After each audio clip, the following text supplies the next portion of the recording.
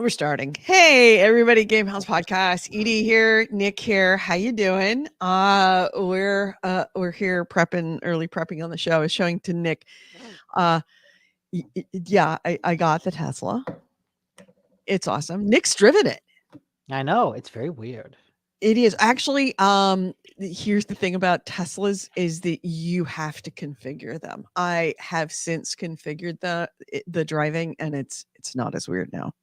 Oh, okay. So what can you configure? Like the sensitivity of the pedal? Right. Yeah. Not the sense it actually the big thing that changed the Tesla drive the the the way that Teslas drive is you essentially in stop and go traffic or like around town, not on the freeway. You really one pedal drive. And as you lift up, then when you take your foot off the pedal, it stops. Uh-huh. That's true. What do they call that? Regenerative Regenerative braking? braking. But I've since learned that the regenerative braking doesn't really work below 5 miles per hour. So really, the taking your foot off the pedal and it stopping doesn't change the regenerative braking at all. Okay. So if you switch that to creep instead of stop when you take your Mhm. foot off the pedal, it drives so much more like a car. Okay. Yeah. So They then say what is the it's kind of training wheels before you get to true like get that sense of the regenerative braking. but it sounds like regenerative braking is kind of pointless to have for city driving. No, that's when you get the regenerative But you braking. said it wasn't there's no point, like when you slow down to come to a stoplight, it doesn't matter.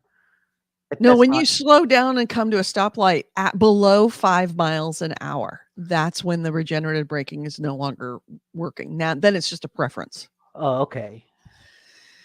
So yeah, the regenerative braking, I put it into creep instead of stop when you take your foot off the gas Mhm. and so to speak, the throttle.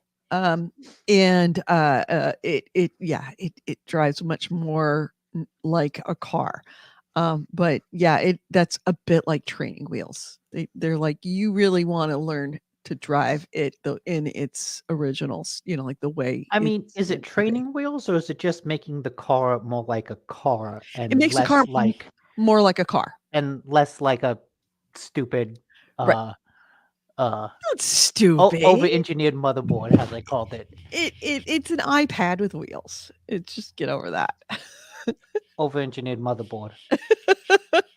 but uh but yeah, I got the car. It was a bit of a endeavor. I was supposed to go to pick up my car was being brought to the dealership in Colma, which is the town just south of San Francisco. It's actually a necropolis, believe it or not, where there are something like 10 million residents, but only 1,000 of them are alive. It's essentially where all of San Francisco's uh, cemeteries were moved in the late 1800, early 1900s. So it's like the whole town is just nothing but cemeteries. It has Shepherd. Jeez, get a room. I'm just letting them do whatever while you He talk, is it's just so good. Continue. all right. It's just a little distracting. Oh my God, Shepherd. Seriously, get a room. So anyway, the car was supposed to go to Colma. They have some areas near the freeway where there's like stores, like there's a Target there and there's actually a mall there.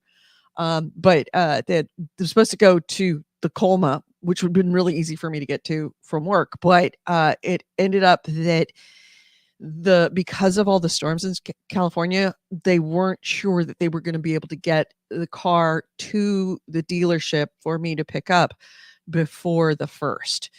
Um, and I had to take delivery on the 31st to ensure that I got my full thing. I made it clear, like, I'm not buying a Tesla.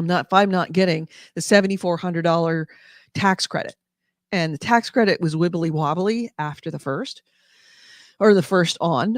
So they offered me another one that was much farther south, closer to San Jose, which was a little more of challenging to get to, but it's actually even south of where Nick lives. And so I had to go down there. It ended up being that it had one additional feature on it that would have cost me $1,000 to buy, and I really didn't want it, but I told them I didn't want it. I would just take the chance, and then they called back and said, "We'll give it to you for free." So I got a tow hitch on my car that I probably will never, never use, Nice. but I mean, it's there. if they're giving it to you for free, why the hell not? Right, exactly. So I went down and got it, picked it up, charged it up, and then drove to Nick's house and made Nick drive us to dinner. Nick and Rachel, the lovely Mm-hmm. Rachel. And we had a lovely evening, and it was a really, really good day. And we spent like what, probably an hour in front of your house poking around in all of the Oh yeah, just looking through because it's like you said, it's an iPad with wheels, and so part of it's that is that there's a lot of apps in the car, and a lot of them have to do with you know, like an iPad, it's configuration things. How do you want the seat adjusted? How do you want the music to play? Uh, do you want a whoopee cushion for all of your passengers? I have now set it up so that if somebody walks by, I can see them on my phone walking by, and then I can fire off the car with a fart. It will fart at them as I walk by. I mean, it's not automatic. I have to make the car fart, but yes. Okay. Yeah, and that's what the title of this show is. What Elon inside Elon Musk's fart obsessed mind. Yeah, there's a lot of fart jokes in that car.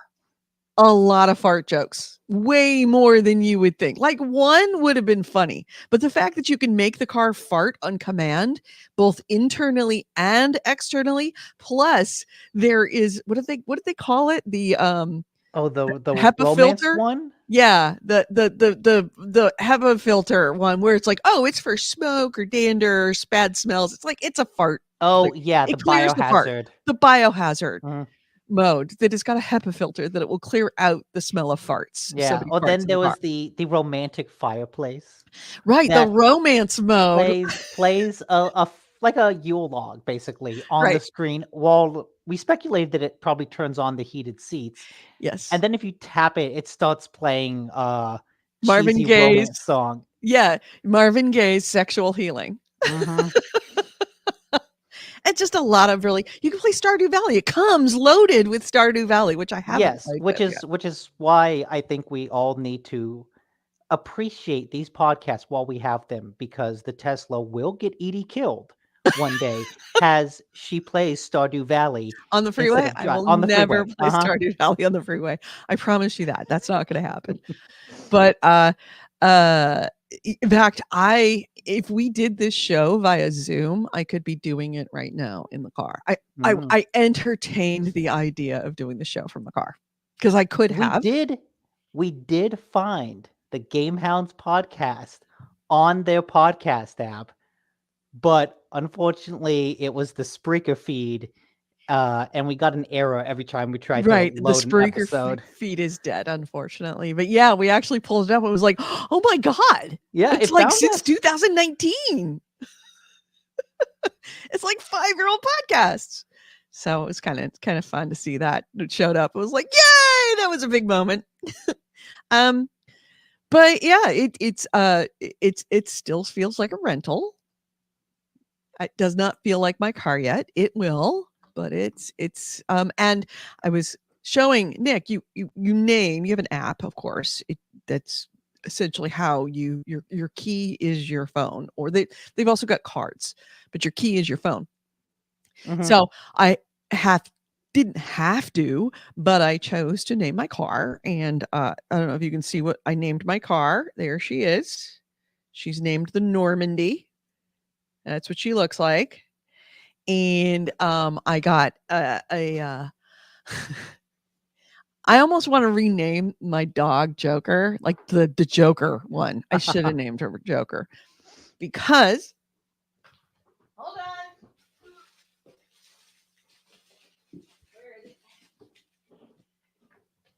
BioWare was holding a 20% off on their store. So I got a a license plate holder.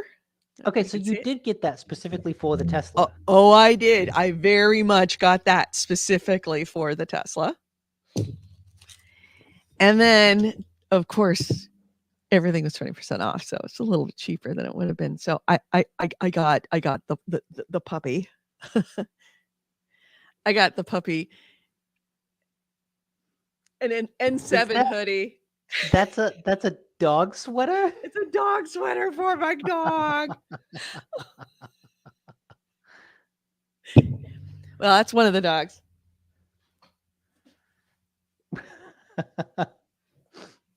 The other one. Kropotkin says, "Well, that's a huge cat." Oh, hey! Not That's a very not huge cat. not His cat really. or mine? Not really. And then and I got the dog that won't wear things like he's not okay with it. I got him a bandana. It's reversible. Garrus Barkarian. Oh God. Okay. When you sent pictures of that to me and Chris, I was looking at that going, Garrus Barkarian, and I thought that's not his name, right? It's been a long time since I played Mass Effect. I don't think it was Barkarian, but like It was Garrus. I don't remember. Garrus. Like that's the thing. I was like, I don't remember. I don't know if that's What right. is it? What is It it? doesn't Thank you very seem much. right, but it's like, doesn't seem right, but I don't remember, so I'm just gonna go with it. Now that I know it's fake.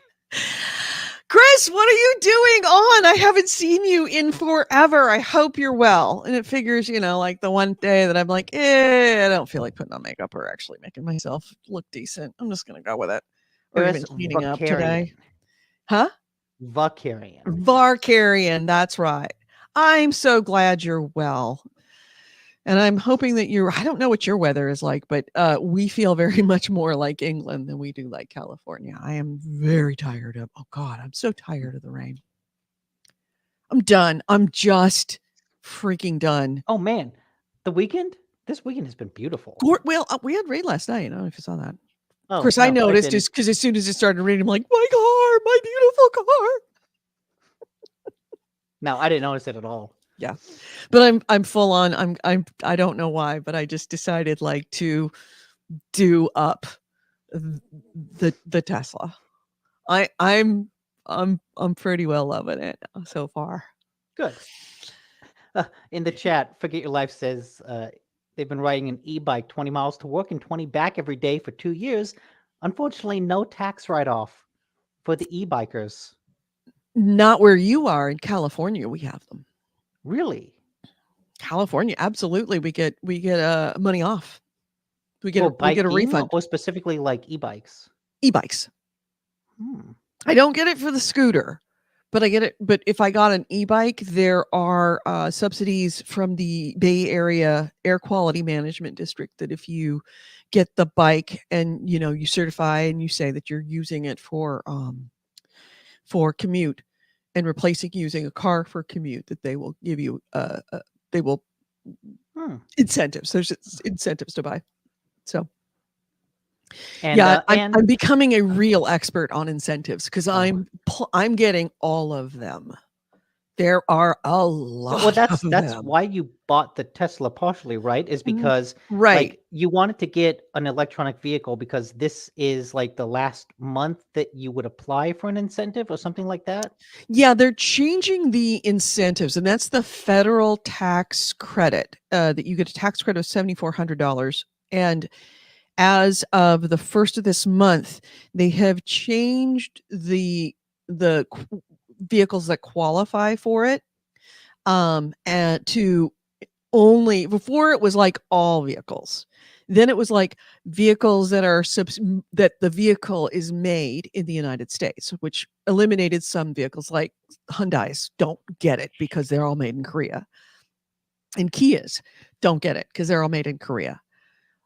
Then they've changed it again as of the first that it's only vehicles that a significant amount, I forget what the percentage is, of the materials for the batteries come from the United States. It's essentially trying to get more manufacturing being done. And that's why Volkswagen opened up their huge facility in Chattanooga, Tennessee, and that's where they're making the ID4 that gets everything, that gets all of it, because it's being made here. So right now, Tesla and there's a couple of others like Leaf and the Ford get these qualifications because they're all made in the United States. But Kia is in the process of building a huge facility in the United States that's going to be open in 2 years for exactly that reason. It's a smart way to do it. It's getting double bang for your buck. You're getting people buying EVs, and you're getting the EV manufacturers wanting to open up local manufacturing in the United States. Smart way to do it. Yeah. But yes, so that's why I needed to do it by the 1st. My car will still be available. I actually did some substantial research afterwards and found out that my car was it still gets the $7,400 after the 1st. But the Tesla Model 3 will not, because its batteries are made in China. So yeah. Krupakin says, I work in Islington. The ones people rent, they just leave all over the place. A bit of a menace, really. Yeah, San Francisco really had to crack down on that, because we had a couple of the scooter rental companies. They just decided to move into San Francisco in the middle of the night, and they just took their scooters and just dumped them on corners all over the city. And people walk to work, got out of the subway, and it was like they were trying to jump over just piles. They just got a dump truck and dumped them on the street. And that's when they started regulating them in San Francisco, because it got bad. I also heard that was it Bird was one of them, right? People were getting so angry that they were like tossing them into rivers or oceans. Yeah, they were tossing them into either the bay, or there is a waterway near the near Oracle Park, the baseball stadium, and they were just dumping them into there. Yeah, because it was just so annoying. And it's worth saying, Adrian says, "Thank you for the episodes on Spotify." I don't know if you heard the intro to the first episode that I put up, but there was an homage to you, Adrian, and essentially giving you credit for the person that truly shamed me into getting those done. And since you're here and you're a listener, I did take AC Wraith's advice. I didn't I didn't edit them. Like, I tried to edit the first one. I realized I'm going to be up all night if I do this. Or I could just do what AC Ray says, not be a perfectionist. Don't edit them down. Don't try to sweeten them and tighten them up. Don't try to balance them. Just put them out, and letting perfection be the enemy of progress. So I just did. And let me know if it is worth my time now that you've heard them without the ED treatment. Let me know if you guys want, if the podcast listeners want to hear all of the pre-show. Happy to do it. Makes the show longer for you guys. It's up to you if you want to listen to 20 minutes of us farting around over here. Speaking of farts, my Tesla farts. I don't know how I feel about that. There's a part of me that's like feels embarrassed that, I'm a 50-year-old woman and I'm really enjoying the fart jokes. I really am. It just makes me laugh every time. Oh, and you know what? So much of life, it just comes full circle. We start with the fart jokes and we end with the fart jokes, and you know how close you are to death when the fart jokes get funnier. The funnier they are, the closer you are to old age. So, on to gaming news. What do you make of the demise of E3? Oh, yes, we will get to that. We will get to that in the gaming news. Do you want to? I guess we can. Let's just start the show, and we'll start with that news because it's too much not to talk about at this point. So let's start the show. I don't know why I'm doing this. Well, we'll see. We'll figure it out. Depends on whether what the feedback is on us putting up the raw episodes. If that's the case, then I'm just gonna start the show with the music, and then that's gonna be forever. But it's up to Adrian and the rest of the listeners. So start. This podcast discusses video games, modern culture, and technology, and these podcasters are big fat potty mouths. If you're younger than 18 or are easily offended, please stop this podcast now. Oh, and your mom says to take out the trash and do your homework.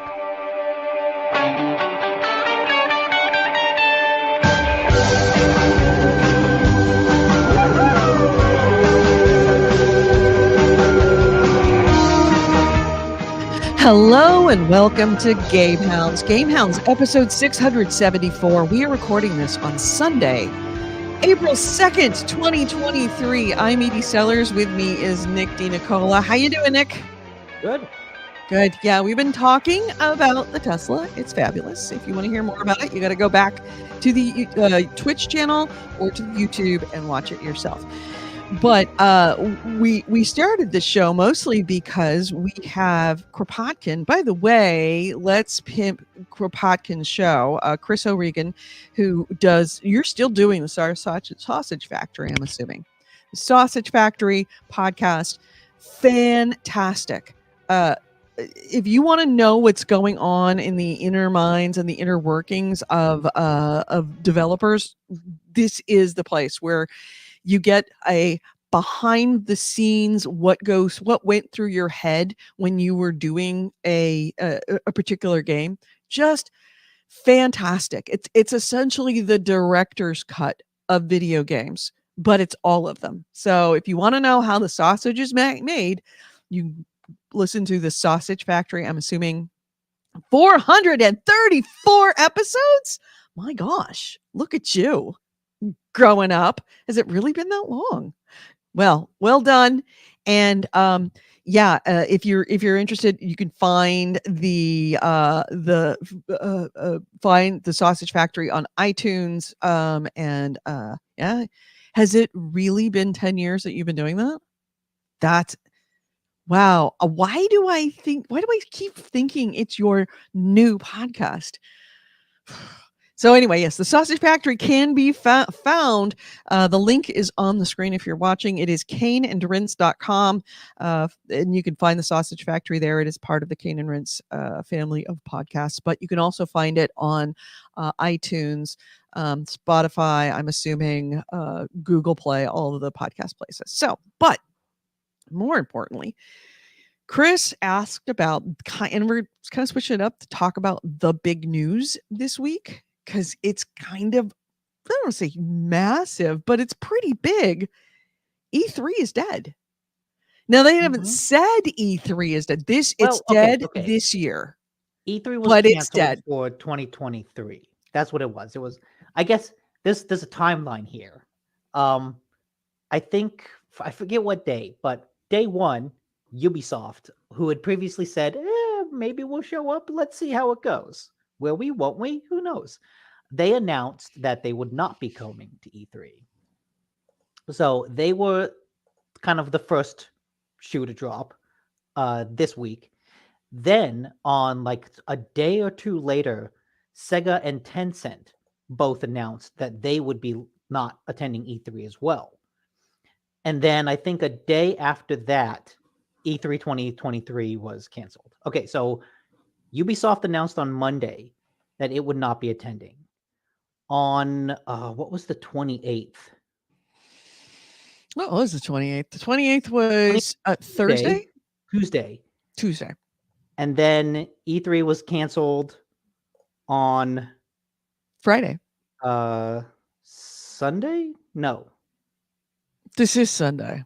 Yeah. It was Friday, the 31st. They canceled it on the 31st. So it was Monday, Tuesday, and then a couple days of hand-wringing when finally the ReedPop announced that E3 would not be having a digital event or a physical event. Right.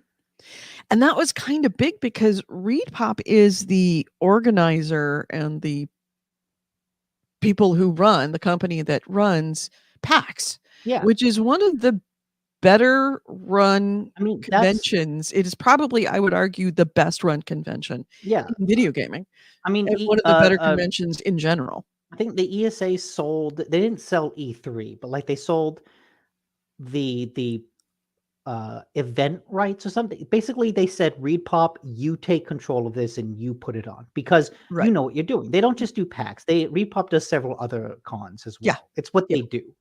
And so this was supposed to be kind of the big coming out Yeah, for this was Reed supposed to be Pop's the E3. new E3, the E3 the under Reed Pop, which was going to be E3 was always a spectacle, but it definitely in a many there were evidence throughout the years that it was kind of run by amateurs. I mean, I'm sorry, it kind of was.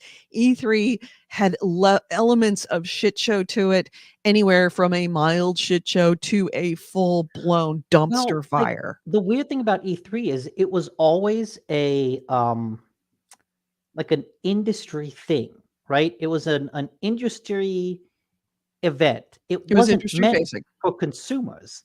No. Like I remember, let's go back 10 years. E3 was defined, the big showcases from like Microsoft and Sony and Nintendo, they were defined by slideshows, by PowerPoint presentation, by financials Yeah. of, hey, look at the finances we have. Here's how we did this year. Like they Yep. were literally talking finance stuff Yep. at E3 Because because that's their what it focus was. dual. It was at companies that sold video games, usually GameStop and other retailers, and it was focused primarily on investors. That is Mhm. why Wedbush Morgan, yeah, that's the name of the company, where Pactor works. It was for these hedge fund managers and companies that were, like financial advisors. They were the ones where it was focusing to kind of say, here's how the industry is doing. Here's a place where Sony and Microsoft and all of them could essentially build themselves up as a good investment, not to, and the games were a function of that, but it was more of an aspect of, look at these cool things that we're debuting that are going to sell to the public. Well, yeah, you want to Don't show you off. want to invest in us? Because look at this, look at the Wii, look at what we're doing. We're going to release this year. It's going to revolutionize our industry, and we're all going to get rich. Yeah, right. You want to show off, hey, look, we've got a new God of War game coming this Right. winter, Right. right? Hey, don't you want to get in on that? Right. It wasn't about like, hey, look at the God of War. Don't you want to play it? It was, hey, look at the Yeah. God of War. Trust me, everybody's going to want to play it. You want to buy Yeah, stock. you should buy, 8,000 copies for your store to sell to people because they will want to buy it. They're going to want to buy God of War. And yeah, E3 just it never quite has the show itself shifted to be purely consumer focused. Like the spectacle remained consumer focused, but only industry people were allowed in. And so it became this very weird hybrid where it's like it was PAX, right? It's a show floor with a bunch of games that people can play, but it's only journalists and other industry people going there to play it. And it became this weird half and half thing where it was defined by the consumer spectacle, but no consumers could attend. Right. Right. And that kind of harkens back to its roots, because E3 was originally part of the, not GDC, what's the one they have in Vegas? The Oh yeah, the Consumer Electronics CES. Yeah, CES. it was originally part of CES. It was like that was, and then it became big enough that they spun it off. So it still had that same kind of CES mindset, but it was just for video games, and it wasn't in Las Vegas, it was in LA. Mhm. Then, like you said, enough consumers cared, because that was where you heard about the next big game coming up. And that's when the attention came from the consumers, more so than the Yeah. the I remember like investors. around like 2010s, you would get into like the E3 presentations and all like the talk afterwards would be, oh, Well, okay, you have to suffer through like 30 minutes of boring financial talk, but then they get into the good stuff. Right, exactly. And I actually liked all of the financial talk. That's just who I am. I kind of dug the graphs, and also coming from a mindset of being a gamer is I knew how much of that was BS spin that your average hedge fund manager might not understand. They were coming just to, go to the parties. A lot of them were. But that's a lot of in I general. re- That's what they do. I remember there was one year that everyone was praising Sony because they basically did their financial slideshow in Little Big Planet. Yes, I remember And that. so they basically had a little sack boy running around, Yep. jumping, and graphs would pop up. Yep. And that's how they did their finances. And it was like, oh, yeah, this is how you should do the financial stuff. Incorporate the video games into Yeah. it. Yeah. It's like, And Kropotkin says Repop runs PAX and EGX. what's So EGX? I'm not familiar with EGX. Is it Electronic gaming something? exchange? Electronic gaming? Like a Go London Tavern. thing. Must be. Must be. We're still on for Gamescom, right? Gamescom 2024. Yes, Gamescom is still okay. So here's the thing. Just because E3 like died doesn't mean that in-person conventions are in trouble. Because like PAX is still going strong. We just had a story a couple weeks ago yes. that Gamescom attendance by distributors is up 10%, and someone who didn't come last time will have games there. So like, which we figured out is Sony. It's gotta be Sony. and Gotta be Sony. Gamescom was always bigger than E3. Like just in terms of size, like it partially because E3 it figured out. E3 was big, but it's not Europe big. Well, and like Gamescom is Europe big. Gamescom figured out you have 3 days for the public and then like 3 days for industry. And so they figured out how to do that split. And that is what made it so much bigger, is because like it knew how to allow people to attend. So yeah, Gamescom and physical conventions are still huge. Yeah. In fact, it's just Chris not said in the chat E3. room, PAX East 2023 was amazing, by the way. Don't take that yeah. lightly. We opted not to this year. We're debating very much PAX West 2023. All depends on how things go. I'm not entirely sure, but I think next year, if we don't do PAX West 2023, we will be doing Gamescom. And he also said, I remember most of the conversations I overheard during E3 were distributors selling thousands of units of things. Yep. And most of the conversations that I had with people, most of the conversations that I had that weren't like other journalists were with hedge fund managers and investors who wanted to pick my brain as a gamer and a small enthusiast gaming of what I thought, because they didn't make I mean, this was a long time ago. They didn't play games. They couldn't make hide or hair of it. Games were the things their kids played. So seeing a grown-up of their own age, or in some cases older, that understood games, liked games, played games, what my thoughts were, they were wanting to pick my head to say, all right, so what do you think? Because I mean, we understand games, we understand finances, but we don't understand games. Games are the things our kids play. Euro Gamer Expo. Got it. AC Wraith has a burn, very, very cruel but accurate. He says, I miss when Devolver could take on E3 and it not be considered punching down. Yeah. Yeah. I still have my Rooster Teeth socks from when Rooster Teeth was at E3. Still unopened, still haven't been like actually used. Oh, that's a collector's item right there. Yeah.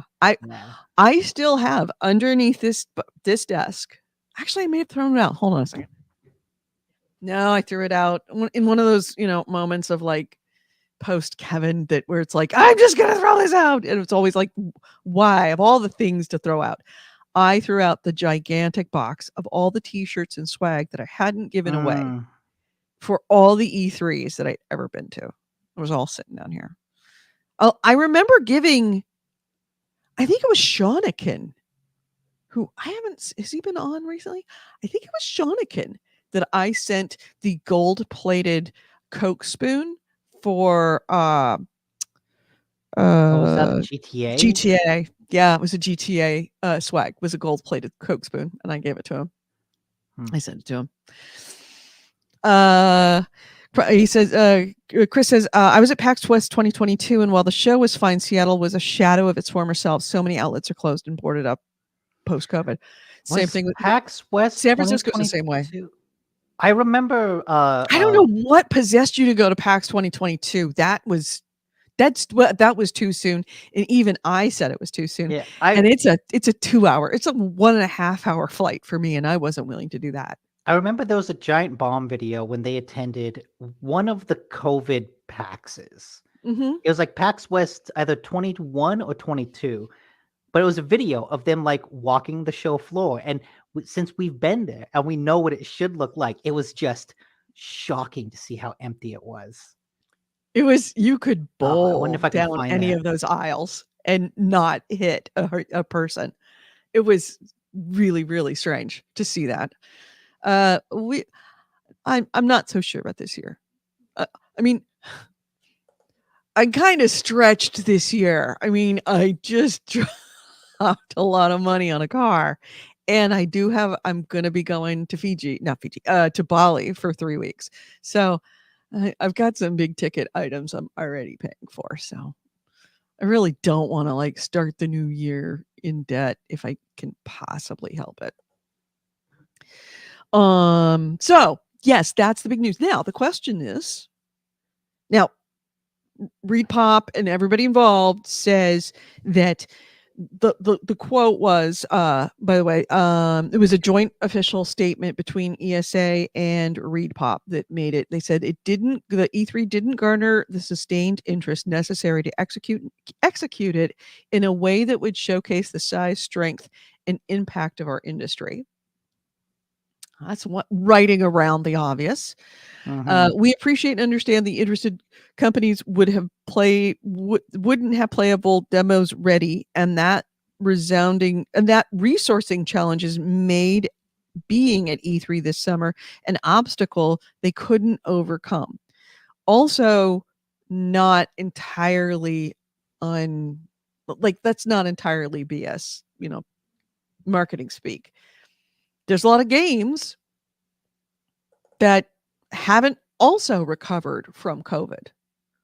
I think it's the fact that we're seeing so many broken games being put out, and we will talk about that later with the port of the of Last of Us 1.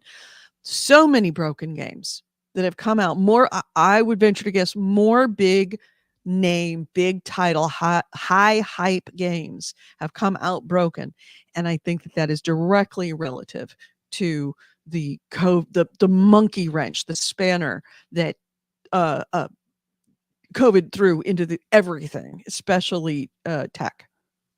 I think it's definitely some COVID, but I also think even before COVID, there was a trend of like day one patches.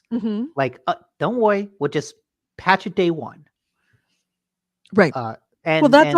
That has been a thing for the last 15 years. When that started, we started to really hate that. I mean, I remember being with Hawks, and we were railing. I can't remember what game it was the first one, railing against the fact that you had a day one patch, and we were pissed that they were shipping a broken game. How dare you ship a broken game? Whereas now, if that's like everybody has a day one patch, that's just standard operating procedure.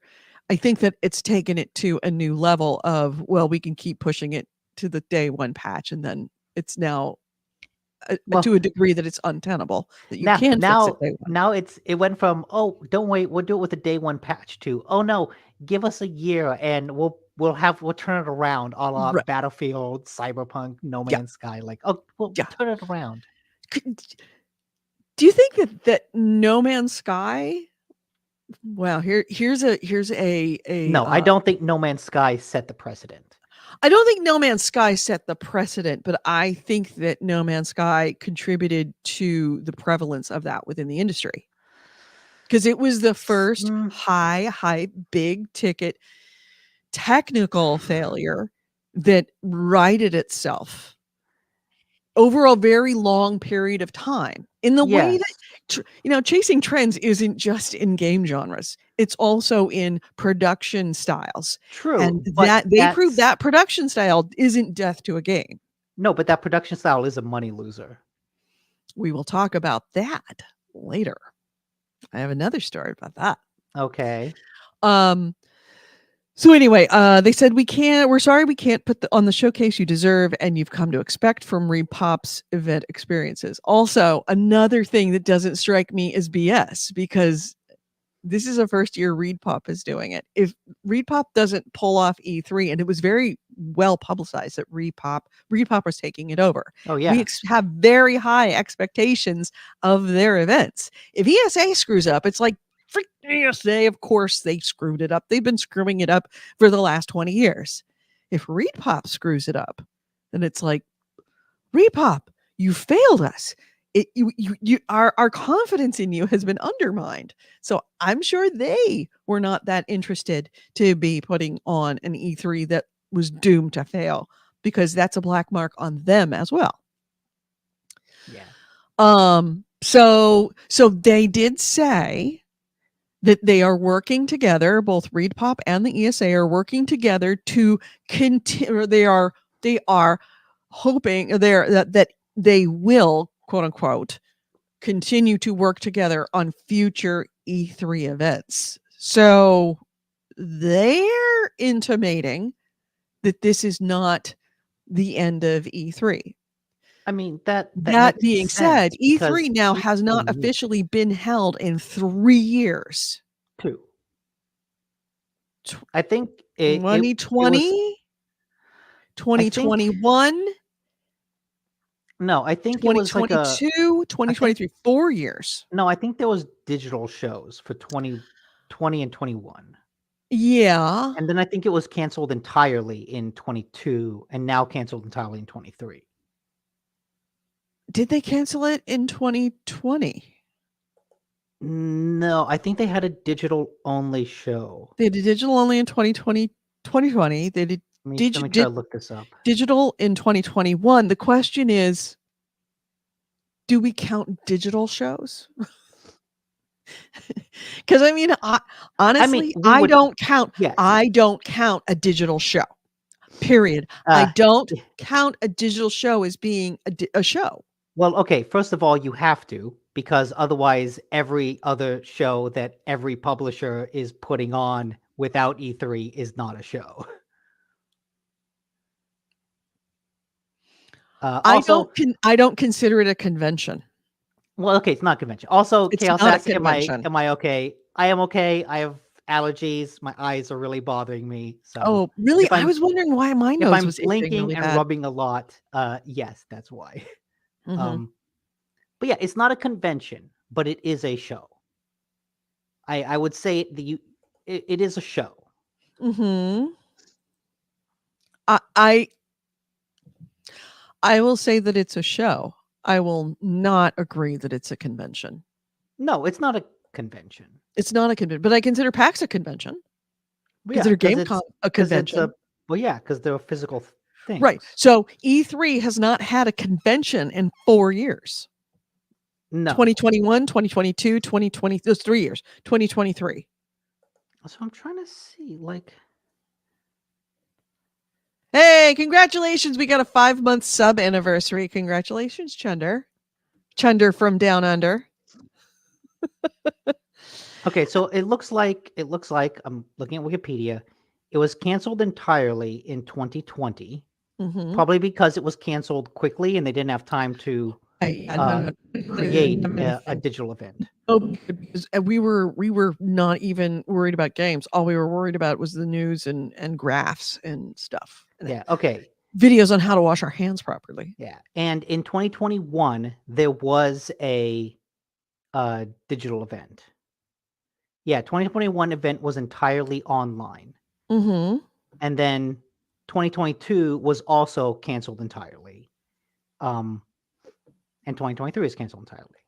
So it was 3 years that there was no event with one digital event in between. Right. Right. That makes sense. And I'm I, I saw, he said he hopped in and it looks like Edie was giving a hot take and I was trying my best to be respectful. No, I'm not like dunking on Edie in any way. Chris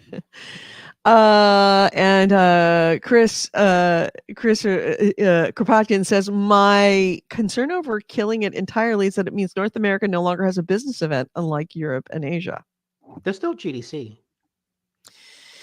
But that's not a business event. That's a developer event. That's the business looking at itself, not external. Now, GDC could evolve, What is we don't but I but don't think San Francisco could host it. Yeah, no, they but might. you They might. I mean, they hold Salesforce at this point. you don't need external people looking at games anymore. You don't need a convention for that. I You need a dis convention for developers talking to other developers, for people to like make those, indie developers talking with publishers. You need a place for that type of talk to happen, and GDC can do that. But in terms of like outside investors, like you don't need to sell gaming to investors. It's a huge business. Yeah, but I don't think that you need to sell gaming to investors, but yes, you do. You do need to sell gaming to investors. Absolutely. There's too much money at stake, and no matter what you would like to think, were it not for investors, you would not have an industry. It Yeah. is stock owners, stockholders, and ultimately hedge funds and big companies that are the ones that determine what size all companies are and what they can invest in. You have to have one. I can't imagine E3 may very well come back as an industry event for the, like retail and investors. But I See, don't think it'll ever I it don't will think they need never be the that. spectacle that what it was, because that's what E3 ended up being. It became like this consumer spectacle of like 50-foot tall statues and, massive banners across entire hotels across the street. Yeah. That, I think, is officially gone. We'll never see that again. It may very well go to more of the nuts and bolts. Maybe not. Maybe Sackboy will still show up, but he'll be coming to show the graphs. He's not going to be. We're not going to have like the same kind of, I don't massive know. theaters. I kind of disagree. I think if you made it a purely VC investor focused event, it would still die and have to be canceled because no one would go to it. Attendance would be so slim that it wouldn't be able to sustain itself. Got it. Yeah. Or something else they may, if they added another day to GDC, another day or two to GDC for just the industry stuff where Mhm. the investors could go and talk, and the hedge fund managers could go and talk, and the retail outlets, and that's the other thing that hurt GDC or E3. Back in the day, you had things called gather around, children. Let me tell you a story. Back in my day, we had these things called video game stores where we would go to the store and buy a physical copy of a disc. These are lies. I I don't know. remember any of It seems this. like This is doesn't it? bullshit. Doesn't it? Bullshit. And you would call them on your phone that had like that you had in your house that had a cord that went into the wall made of copper that would go out to the street made of the wires all made of copper. and you had to talk by wire to a store to find out when they were opening so that you could get your physical copy of a No one disc. did this. That's not a thing No that one happens would. anymore. No one would drag a wire across a city in order to allow me to talk with a video game store. That's just dumb. And Vice says, and when you didn't like the game, you could sell it. I know, crazy talk. What kind of utopia are you talking about? And briefly, Chunderbox is about to go on a cruise ship. Have a good cruise, Chunder. Are you really? Hey, Yeah. congratulations. Have a good time on your cruise. Briefly, I'm in Sydney to catch up on a cruise ship, so I'll have to watch later. Have a good stream. Catch you later. If I don't have it, don't talk. Don't even. Don't even joke. You're in Don't Sydney. even joke. Where is this cruise ship going that you're starting in Sydney and hit an iceberg? Right. Yeah. I mean, they're actually closer to icebergs than you and I are. Oh, right. He's south. The It could be South going icebergs. The Yeah. Southbergs. The Southbergs. Yep. Kropotkin says you then have to walk there with no shoes on. Up the uphill, both directions. In the snow. Ramming speed. Yeah, no ramming speed on the cruise ship. I don't believe they actually allow those two words to be put together on the bridge of anything, much less a ship. As someone who takes a ferry every day, it would really concern me if any ship had ramming speed. If you're just on the Setting. ferry and all of a sudden someone shouts ramming speed. Yeah, when we had our last big storm, there was a guy in the, I mean, it was a big day. We caught air, let's just say, going over the bridge, over the bay. And the guy that was in the back going, "Oh, I hope we make it." And I'm like, "Dude, we're on a boat. You don't say shit like that on a boat. You say that in a car, fine. The worst thing that could happen is, you're still on land. You don't even suggest that when you're on a boat. You just keep your mouth quiet and don't scream, 'I hope we make it,' among a bunch of other people. We're all thinking it. You don't have to say it." Ah, yes. Did you? Oh, Nightbot. You have incurred the wrath of Nightbot. All right, so yeah, let's get into what we've been playing. I didn't, you know what I play. It's a double XP weekend on Battlefield 2042. Case in point, a broken game that could come out and still do pretty damn well and actually be, so far, as I've said, my favorite Battlefield, hands down, bar none, over and above, not even close. My favorite Battlefield. That's good. I guarantee you the last Battlefield made more money for EA than It this one probably did. did. It probably did. But Battlefield's also, it's kind of its own beast in that, because it doesn't stick around more than a year, it's gotta do it. Well, no, It's gotta release right the first time. Battlefields at least last like 2 years. They're not like Call of Duty where they're on a yearly True. schedule. True. They're But like still, every even so, couple you years. gotta come in hard. You're not gonna have, a year to fix it and then make money the second. And it's just not gonna happen. Mhm. Anyway, but you were saying, what have you been playing, sir? I have continued to play Atomic Good Heart. night. Thank you. And please, thank you. I will enjoy the new car, and please stay connected, because I'm probably not going to see you this September. And I do want to catch up with everybody. I kind of left the planet for a year or so. So I'm back. Thank you. Anyway, you were saying. Yeah, Atomic Heart, continued to play it. I'm very close to the end. Still really enjoying it. It's a fun B game in the skin of a AAA game. Yeah, and I really do want to pick it up, because the more that this is like what, the third week that you talked about it. The more you talk about it and the more I see it, the more I realize that I would really, really, really, really like it. It's the one that's the kind of like I don't say a knockoff, but in the genre of BioShock, right? Yeah, like Yeah. Russian BioShock is the Russian BioShock. easy shorthand. Are you how close are you to the end? I think I'm really close. Oh,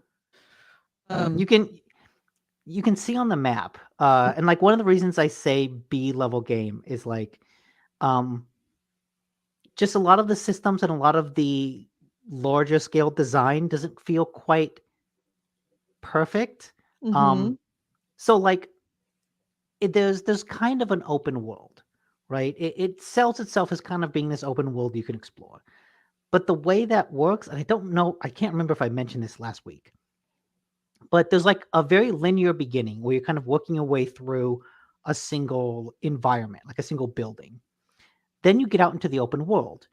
And the open world kind of says, go from point A to point B, and point B is on the other side of the map. And you can just go straight there, or you could take your time to explore these testing grounds off to the side. The testing grounds are kind of like these various puzzle rooms where you can get upgrades for your weapons. You can solve various puzzles. They're pretty fun. And then even just opening the testing room is itself kind of a puzzle. So you could do all those, or you could just completely skip all of them, go straight to the objective, and then you kind of enter another linear section. And I think that takes me to the end of the game. So it's like, oh, here's this open world, but really the open world is just a big section in the middle where if you don't do the side things, then you never do them again. Oh, yeah. And so it's Yeah. like, you could make this big open space, so you did, but you didn't really need to. And it doesn't really like add anything to the game, but it's kind of fun. But yeah, Wow, I did not realize that these things do flying kicks at you. oh yeah.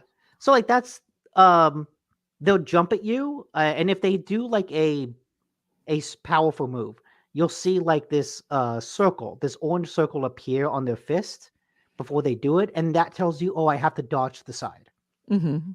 And so that's one of the things I really like about the combat is the enemy movements are really well telegraphed so that I know when to dodge to the side. And they're not so fast and so chaotic that I can't keep up with them. There's one enemy that's basically this giant plant creature that is super fast. And the first time I fought it, it killed me a whole bunch. And I actually had to go and respec my character in order to like properly kill it and better kill it. But since then, I've leveled up enough that I keep fighting those same bosses, and it's like, okay, this is a tough enemy, but I can do it. I can take them out. And part of that is there's a whole crafting aspect to the game. But if you just like do basic looting, you walk into a room, you can see what drawers and cupboards you can open to loot. If you just do that, you get so much resources. I have I've kind of played it as a melee focused game in general. Like if it's just a couple enemies on screen, I use my axe or my hammer to take them down. So I've have practically an endless supply of bullets. So much Really? so that like now that I'm toward the end of the game, You're I'm starting just to just I'm like, you know lighting what? your cigarettes with a bullet. Right. I've got so much ammo that I think, well, you know what? I should just use some of this. So I'm Yeah. just using shotgun shells on tiny one-hit enemies Mhm. because I can. And part of that is also I have so much health items. Like there are minor health packs, medium health packs, and large health packs. I have like 50 of each. And so Wow. it's like, and even if I run out, I have enough resources to craft them. Yeah, so you're essentially a Yeah. god at this And point. so, but that makes it, that I think adds to the fun of it because Mhm. in the beginning, it was really tough. The first time I fought a robot in the very beginning of the game, it kicked my ass. Yeah, I And could see why. like the first hour or so of kind of getting used to the controls, getting used to the combat, getting used to the dodging, it feels like a really hard game. And so to then be able to come around and the upgrades give you enough that it feels like you really do kind of break the game and that you become this all-powerful monster. There's a move called mass telekinesis where you can lift enemies into the air and slam them down. Mm-hmm. If you upgrade that enough to increase its range and duration, I do that and I get people that are like 50 feet away. And so there are times when I've been surrounded by, 10 different enemies of different types. So just mass telekinesis, slam them on the ground, kill all of them. And Wow. that just feels really, really cool. Especially when you've come from like struggling so much and then it gets easy. I love games when they get to that point. Yeah.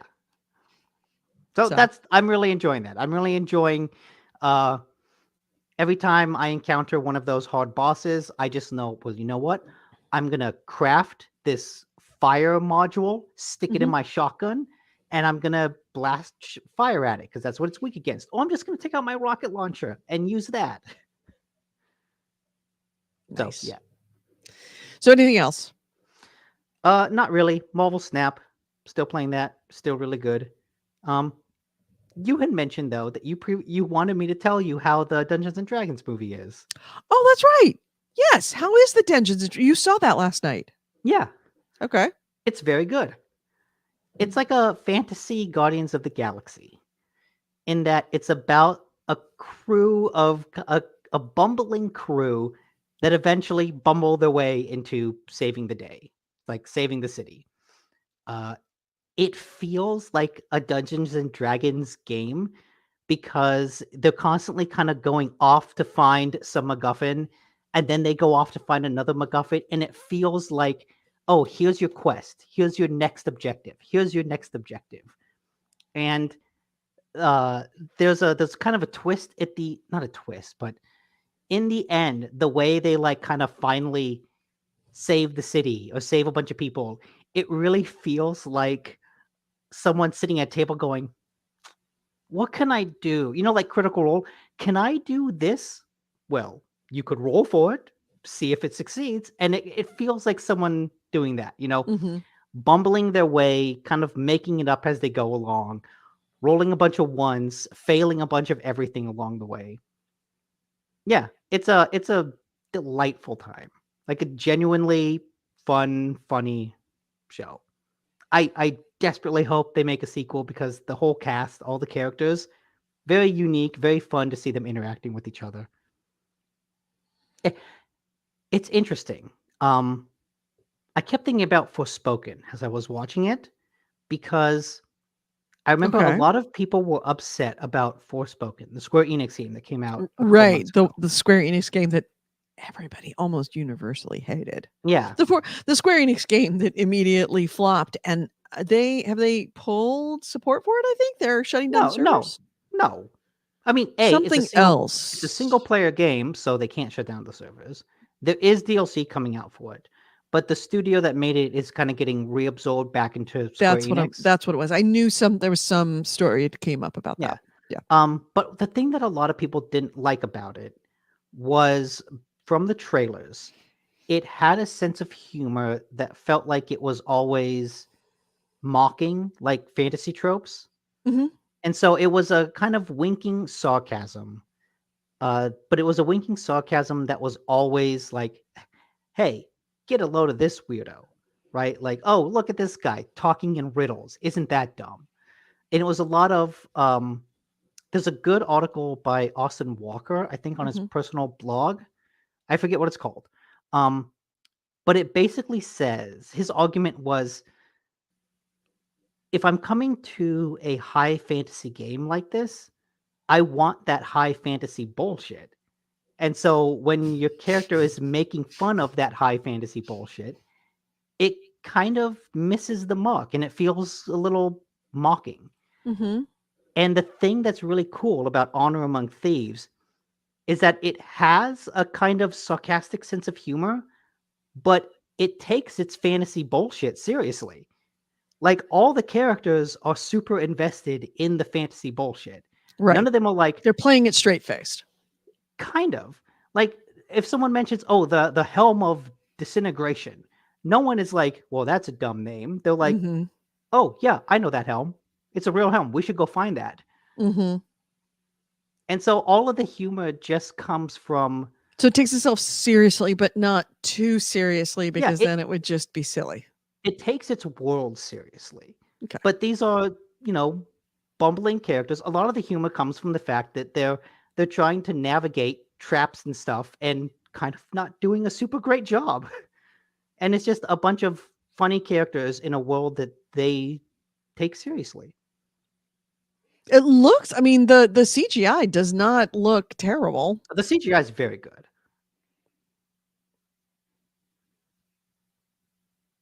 Yeah, Yeah. I'm okay. All right. I might I- see this. I highly recommend it. It Okay. is a like I said, it is a fun time. Good. Post cringe, Forspoken and self-sabotage of the smirking protagonist. Is that the Oh yes, article you that were was talking the about? Austin Walker Yep. article. Good man, AC. Good man. All right. So any other games that you played? No, All that's right. been it. Cool. Well then let's hit. Wow, we're moving on so quickly. Crazy. It's been an hour. No, but most of it is me talking about fart jokes. Yeah, we talked about E3 a Elon lot. Musk. The more that the more I drive that Tesla, the more I don't like Elon Musk. Like, the more I realized he and I would not get along as human beings. We just wouldn't. That's yeah. Anyway, let's hit the news. This is the GameHounds news commentary of the week of gaming with Gamer TV and Nick Nicola. And our first item is, well, we already talked about the big item, E3 being dead. We never actually got to the question. What was the question? Do you think E3 is dead? I think the ESA will try to put on another show because they really, really need the money from E3. I think they will do everything in their power to keep it going. No, they don't need the money from E3. Yeah, they do. Well, without E3, they kind of don't have shit. They're the ESA. They're the lobbying and associative arm of the gaming industry. Yeah. They don't make their money from E3. They Yeah, they make do. they make their money from dues. No, they made their money from E3. They charge for membership in ESA to things like Sony and Microsoft and everybody else. I mean, I'm sure they probably do, but I know that they charge people for attending E3, and they charge people for attending E3, but that's not what they make money, but that's not where they make their money that keeps them alive. Because if that's the case, the death of E3 means the end of the ESA. Without the ESA, there is no lobbying arm for game companies. That would be a real problem, because let's not forget the value of the ESA. They fought back in the bad old days, the Leland Yees and the Jack Thompsons. They were the ones that took the states to court to stop them from limiting game sales. If that's the case, then actually E3, then we got a bigger problem than just not having a convention for North America, a business convention for North America. Yes, but also in recent years, the ESA has kind of been on the wrong side of all those fights. What do you mean? Like, they were pro loot boxes. Like, oh no, don't label loot boxes gambling. Don't do that. Right. I forget all the other things, but they know they know exactly who their daddy is. Their daddy.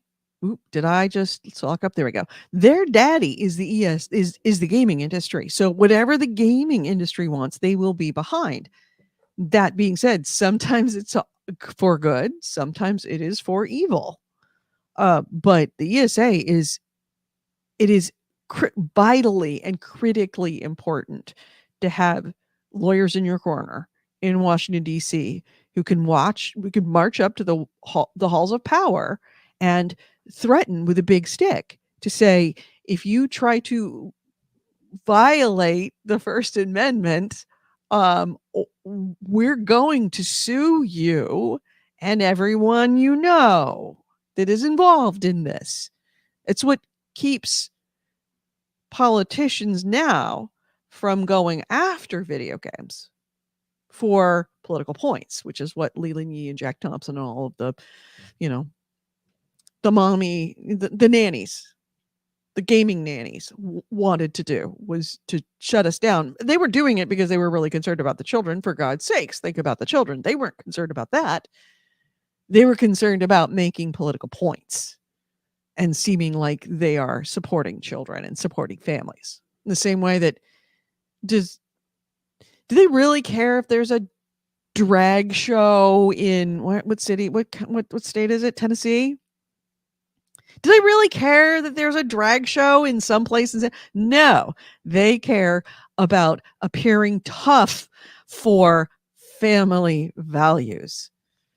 And there's no drag association to come in and take them to the Supreme Court yet. That's what unions are. So they're essential to the ecosystem, whether you like them or not. Right now, you will like them eventually. Yeah, so it looks like in the year 2020, when they canceled E3, their revenue dropped by a quarter. Okay, so 75% of their revenue comes from other sources. Good. Yeah. So Good. it's a huge chunk. Yeah. Like that's not something it's a big to scoff amount. at. Right. No, it's not the big amount, but it's not something that will devastate them. It will put them out of business. AC Wraith linked from, it looks like this is from Wikipedia. Entertainment Software Association is the trade association for the video game industry in the United States. Trade associations are founded and funded by businesses operating in a specific industry with the goal of expanding, protecting, and advocating for the industry in question. Oh, that's actually from the ESA's about. So yeah. Okay. So love them or hate them, they're essential to the ecosystem of games. You sometimes we're gonna be on the side of consumers. Sometimes they're not. That's their job is not to be on our side. It's the side What's where is that this article from 2022? So it looks like in 2022, Axios posted an article about the 2020 financials of E3. Mm-hmm. And they said that, where was it? In 2021, the ESA spent 2.5 million in lobbying and millions more in advocacy involving issues such as intellectual property, child safety, free speech, and STEM education. So it sounds like nowadays most of their money is not spent lobbying. That's what that is, advocacy. Well, okay, directly lobbying the U.S. government specifically. That's what advocacy is. Trust me, I work for a lobbying company. Okay, it's called advocacy. They're going to the halls of power. Right. That's what that means. Advocacy. Advocacy and consulting. And strategic advocacy. Mm-hmm. So yes, that is lobbying. It's exactly what that is. So anyway, I'm glad that it's not the end of the ESA, certainly, but I do think that we might see another kind of business, because Kropotkin was right. North America does need to have some kind of industry convention for businesses, like inter and intra industry. I think it is far easier to add something like that to GDC than it is to create something. Question is, does GDC want to do that?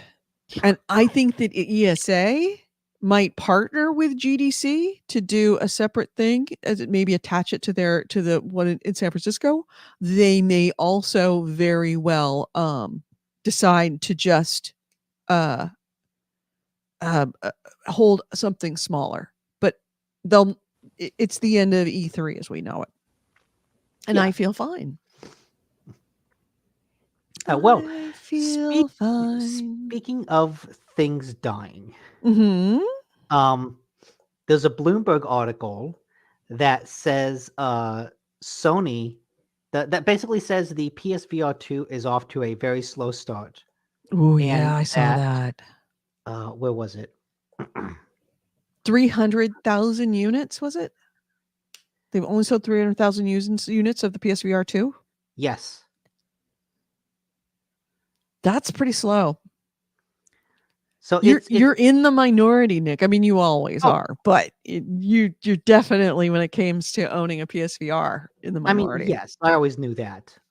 What's interesting though is like if you compare it to the first PSVR, Mhm. the PSVR 1 also had a very slow start. Like it didn't knock anyone's socks off when it first came out. Was the PSVR 1 considered a good enough financial success that they would be happy with that for the PSVR 2? That's the question. That's a good question. I mean, I think the PSVR was a big enough financial success that they saw reason to invest in a PSVR 2. Mhm. I think they were probably hoping for way more sales. I'm sure. Um, I'm sure they were. oh yes, but it's interesting. This comes at a time when VR headsets in general the sales of VR headsets have slowed down across the board. Like it's not just PSVR 2, it's everything Oculus does. Low headsets. The And whole so metaverse has, I don't say imploded, but has fallen apart. Metaverse is not VR. Like let's No, but it's the whole idea of having goggles into something. So trying to launch into that has been tough. But I would hesitate to call it a failure just yet, if only because, like I said, PSVR kind of off to a slow start and then kind of ramped up as people got it. The VR2 headset is really cool. But I think there was an analyst basically said Sony needs to cut the price soon in order to avoid some sort of financial disaster. Really? Damn it, I just spent all my money. Just spent all my money. Fuck you, Sony, if you drop that price. Actually, who's gonna be pissed is people like you who bought it for full No, price. I fully knew what I was buying into. I fully understand like that there's a solid chance. I had said before, the PlayStation VR is like Sony's only successful peripheral. Well, other than the what was the PSP Go? People really liked that. But Yes. everything else they've done has just been like chasing trends that hasn't really been all that good. It hasn't really taken off. They kind of Right. accidentally forced gumped their way to success with the PSVR. And the PSVR 2, I've said before, VR is a niche market. The PSVR 2 is like to have someone invest that much money into creating like a good VR headset. I want Sony to spend that money because it probably is financially irresponsible, but it creates a really cool gadget. And I'm glad I got a really cool gadget out of it because the truth is, no one else would be willing to invest that much money. Right. Hey, breaking news, hot off the presses, just came over my phone. And normally I don't care about this stuff, but I know that people that are here might care about this stuff. Breaking Okay. news, the WWW, not the world. No, WWE is in talks right now and very close to securing a deal to be sold to the UFC. Hmm. Let me see if Interesting. I I'm thought they were getting trying to this. sell to like a network. It's Endeavor. Okay. It's very close to being nears the sale to UFC's Endeavor Group. The Endeavor deal gives WWE an enterprise value of $9.3 billion. And I'm reading this directly out of the Wall Street Journal breaking news that I just got. Yeah, the World Wrestling Entertainment Incorporated is nearing a deal to be sold It's to still, the banner Endeavor still Group. says WWW. I changed it. God damn it. I changed it to WWE. Keep it. Thank you. All right, good. There we go. As part of the deal, Endeavor's UFC business and WWE will form a separate publicly traded entity, the people said, in which Endeavor shareholders will own 51% and WWE shareholders would retain 49%. The deal, which CNBC reported earlier, is expected to be announced Monday. People added. People familiar with the matter. Vince McMahon, the majority owner and former chief executive of WWE, who retired last year amid a misconduct probe, returned to the company in January to pursue a sale, the Wall Street Journal previously reported. Days later, WWE's board of directors unanimously elected Mr. McMahon as executive chairman. His stepdaughter, Stephanie McMahon, also resigned as chairwoman and co-CEO, leaving Nick Khan, who had been the other co-CEO, as the sole chief executive. The Endeavor deal gives WWE an enterprise value of $9.3 billion and UFC an enterprise value of $12 billion. Anyway, so yeah. I mean, it's not going to affect anything to do with gaming, but I know that there's enough people that actually watch both UFC and WWE that actually might care about that. I don't watch either, even though my brother's ex-girlfriend trying to be a UFC fighter for a bit. Really? Yeah. Wow, trying to do. I don't know if that would be easier or harder than the WWE, because the WWE is hard. It's more showcase, It's right? It's just as much. It's actually probably harder because you need to be doing these things in a way. You do everything that you do in the UFC, but more, and not get hurt. But you also have to have like a compelling acting persona. Right. And you have to do it in a way so as not get yourself hurt so you can do it again next weekend. Yeah. Yeah. You have to have supreme control. But also what makes it tough is from what I understand, at least since when McMahon was involved, he had like super control over all the storylines. Yeah. And he was like, all the fans hated him. And so I know he came back to, like the article said, preside over the sale. I don't know if he's back in a creative role, though. Well, he's not going to be back in a creative role for anything because he's going to only own 49% of the company. Which is, good for wrestling. Yeah. The less he's actually involved, less, because it's 49% of all shareholders. And he's a majority shareholder, but I believe it's publicly traded. So he's not the total shareholder. No, but I imagine and all shareholders of WWE are only going to own 49% of the new company. But I imagine he's egotistical enough that he wanted to just hop in and be like, I did the sale. Yeah. This was my doing. Anyway, so moving right along. My first item is, let's see. Oh, well, since we're talking industry stuff, because, we always love industry stuff. I know you're like graphs as much as the next guy. Show me some slides. Oh, do you want some slides? I've got graphs, but that's later. I want to see some transitions. Show me some stall wipes. You want a PowerPoint? I don't have any PowerPoint. EA has laid off 6% of his staff. I didn't see any article of where exactly that amount would be. How many people that actually is. So somebody out there might be able to find that for me. 6% of its total staff for the company. It's part of industry-wide cuts that you have seen across not only gaming, but the tech industry. It's just another one of those companies that is cutting a significant percentage of its people. So the information came through the EA website this week. A statement by the CEO of EA, Andrew Wilson, was posted to the public following its initial rounds of emails that went out to staff. So the statement starts, of course, assuring that employees that EA is operating from a position of strength, just as they're letting everybody go.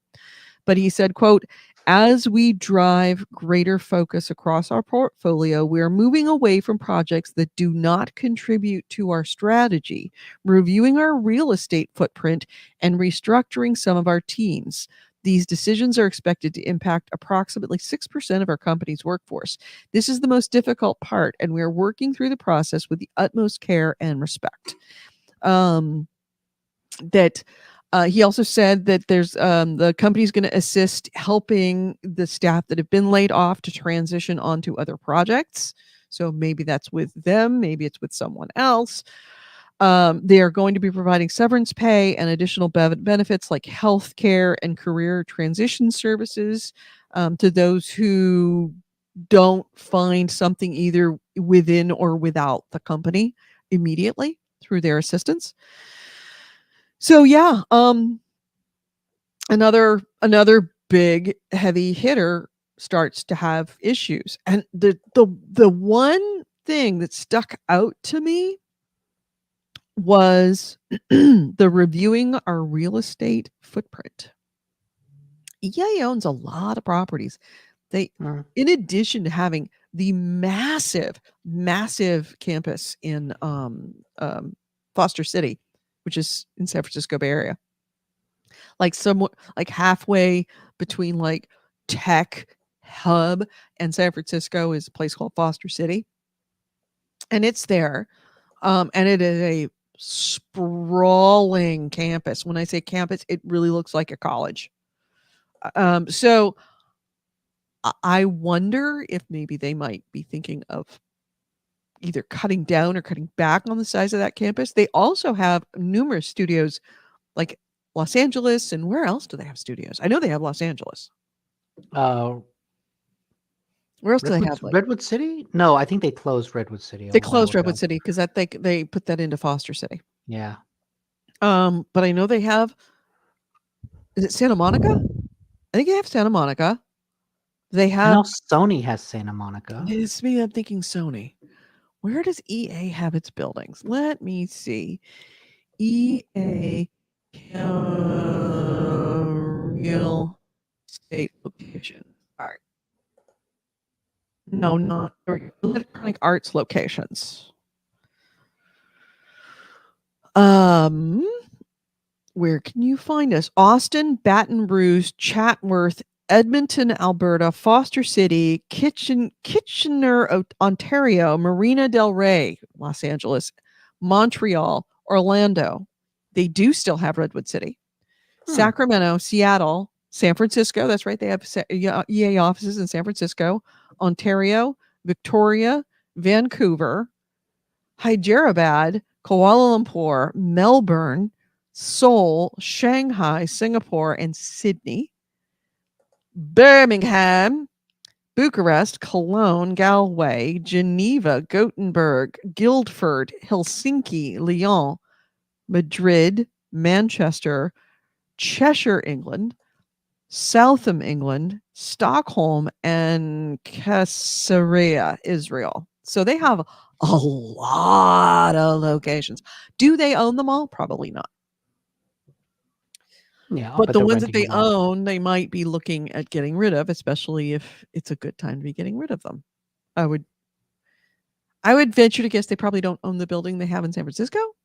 They probably lease it. Right now is a good time to get out of your lease in San Francisco. It's a really good time to get out of your lease in San Francisco, at least out of your commercial lease. So yeah, I would imagine they're going to be closing some of those locations. I just find that, yeah, I'm still going robot sporadically. Yeah, I can see that I'm having some issues. I'm getting hitching on my own screen. I don't really want to restart, but I may have to. Try and stick with it. So yeah, that happened this week. Next item. Is it my turn? Mm-hmm. CD Projekt Red is pausing the development of what they called Project Sirius, which was a while ago. They announced a whole bunch of Witcher projects. Project Sirius was the one that is being developed by the developers of The Flame and the Flood, which was this kind of top-down indie roguelike game that I think CD Projekt bought a while ago. And they had said that it was going to be set in the Witcher universe, but was going to be unlike any other Witcher game. So they were the point of it was to be different. Apparently, they have kind of paused development on it they have said specifically that they established an impairment allowance related to expenses incurred during development. And so it's basically, hey, What? Was that English? Those words all made sense, but not together. Yeah, it's a financial thing that's What was it? Say it again. An impairment allowance related to its expenses occurred during development. Basically, they're taking it back to the drawing board and mentioning in their finances that this is what they're doing. It's those words specifically all related to I forget where CD Projekt is located. It's not Ukraine. It's not it's Turkey. Poland. It's Polish financials, right? Polish financial rules. But they're basically saying, hey, these costs we incurred during development are going to impact our financial results and are not going to show any profit from it because we're taking it back to the drawing board. Mm-hmm. So a little sad that the game is going back to the drawing board. We'll have to see if what comes of it. Yeah. And Forget Your Life says The Flame and the Flood was great, but too damn hard.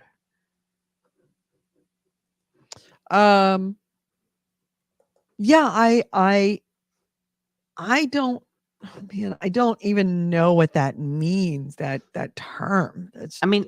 They're going back to the drawing board. That's what it means. Well, I'm going to add in something else that might add some, spice to that story, or at least maybe some seasoning, is that as I brought for CD Projekt Red, and we were talking about how you had said that games that don't do well,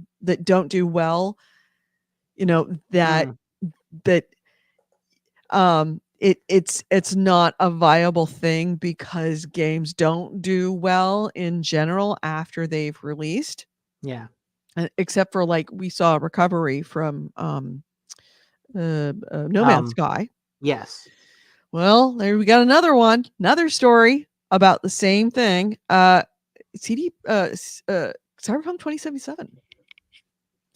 You want graphs? We're going to give you some graphs.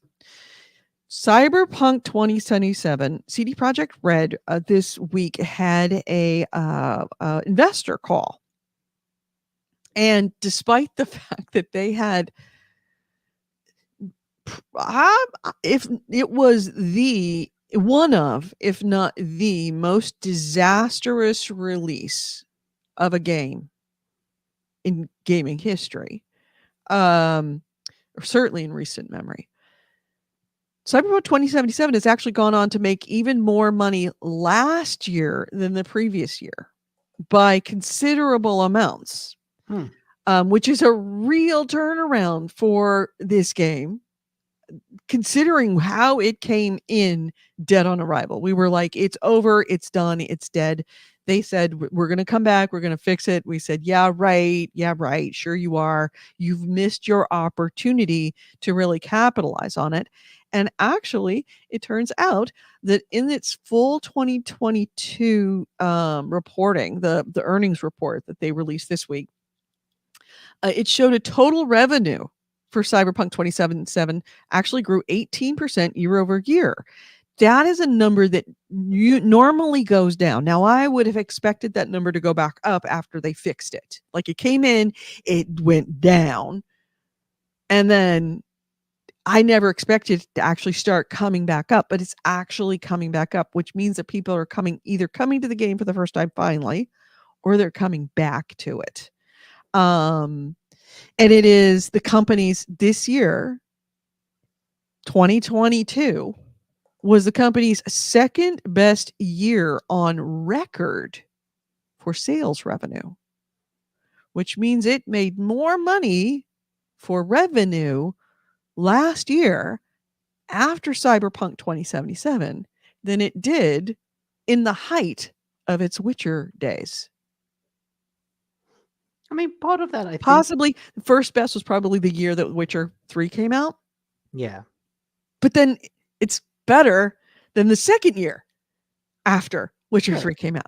I think part of that is to be expected because The Witcher is what made them big, Mm-hmm. right? So The Witcher launches, they have a small audience. The Witcher grows that audience. And so Right. that's why Cyberpunk 2077 was such a big deal, because they now had this very big install base. Mm-hmm. Also, Bitters Plus says the real reason that Cyberpunk 2077 is Exactly. going around. That's So what they're saying, is that what- that show actually really helped them because it came out at a time when Cyberpunk 2077 wasn't broken, and it came to people who may not have been aware of the game but became aware of it because of the Netflix show. Yes, and it's been long enough that that game is kind of regularly on sale for like half off. Yeah. And people are buying it. Yes. A lot of people are buying it. So what I'm hearing is that EA needs to make a Battlefield 2043 anime show. Is that what they need to do Possibly. to boost sales? Possibly. Is that what EA needs to do when they launch next Dragon Age? They need to have a second season of the Dragon Age Netflix show. Dragon Age Netflix show is pretty bad. That they Oh, need it to do is? is they You didn't like actually, it? yeah, I didn't like it. Mm. Let me add this to the stream. So yeah, this is out of Kotaku. So I'm gonna try and zoom this in for you. Come on, get zoomed in for me here. Come on. There we go. So there's the feedback. The feedback. Come on, just give me what I want. You can see the feedback on this. That of course it was positive, and then negative real quick. But in terms of the Steam reviews, the positives have been far outweighing in this last year. Like they went up hugely after the 1.5 release, where a lot of problems were fixed. So starting in September, you started seeing a ton of people being very positive about the game, as opposed to compared to those who are negative. Meanwhile, you start seeing, here's the revenues of CD Projekt Red games, the long-term sales. And you could see the difference. Like 2020 was the biggest, actually, I take it back. The biggest revenue year they had was the year that they had all the pre-sales and pre-orders for Cyberpunk 2077. No, yeah, that makes sense. So they actually are doing fine financially. Cyberpunk 2077, despite its problems, has not only become it was and still appears to be a revenue success. It's increasing its success as it continues to get better reviews and more people buying it. Mhm. So this is another case of the No Man's Sky effect of you can ship a broken game and make money and actually increase making money. Scroll back down. So look at that. Now remember, Cyberpunk came out in 2020, right? That huge graph is not representative of the sales of the game. No, that's the revenue. No, but also that graph is representative of the hype going into the release of the game. Right. That big old bar. This is the difference you want to look at right there. Yes, that's the difference. Now, the game sold well initially because people were very excited for it. Right. You still have to ask yourself, what would that bar in 2021 look like? Oh, if it had been a good game? If the game had not been absolute trash. Yeah, it would have been straight up. But still, it says that this is the difference we're seeing here. This small difference. Is it good? Would they have rather shipped a not a broken game, I think everyone universally understands they would Mhm. have made a lot more money and been far better off had they shipped a non-broken game. That being said, it isn't the death of the company and it isn't the death of the game. And Which who's to say how long this might actually continue to go up?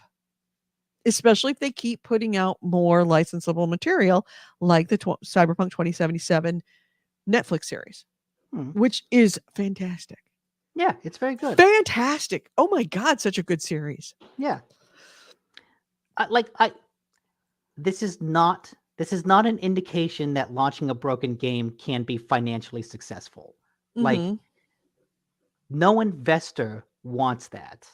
Right. No one is going to build their business model around that. No.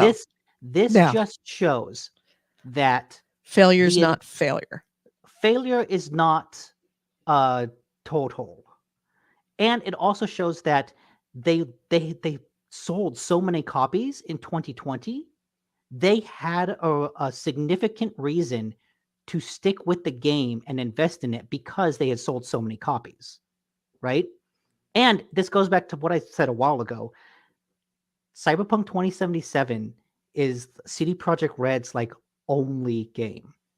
Right. They, True. they are not an EA pumping out something every Yeah. month. There's So there's no redemption. If it fails, it fails all the way. yes, There's no cushion and there's nothing to like brace the fall. they needed to like invest in the game and turn it around. And this shows that I think what this shows is that if a developer launches a game that has like significant negative, critical, commercial, negative, critical, and technical, let's not say commercial because clearly it sold a lot, but Yeah.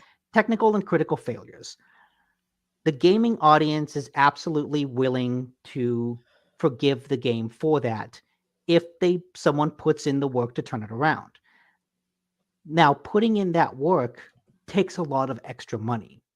And I can absolutely see a larger company like EA that doesn't need to rely on um, the success of Cyberpunk to look at that giant graph and go, you know what? We sold enough in 2020.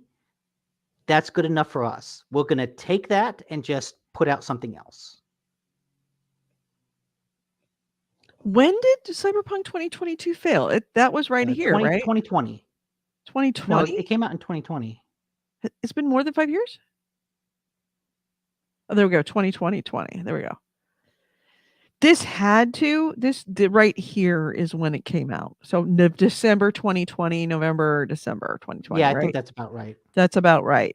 And then it continued to fall, and then it stabilized, and then it continued to fall, and then it started to come back up in 2023. All right.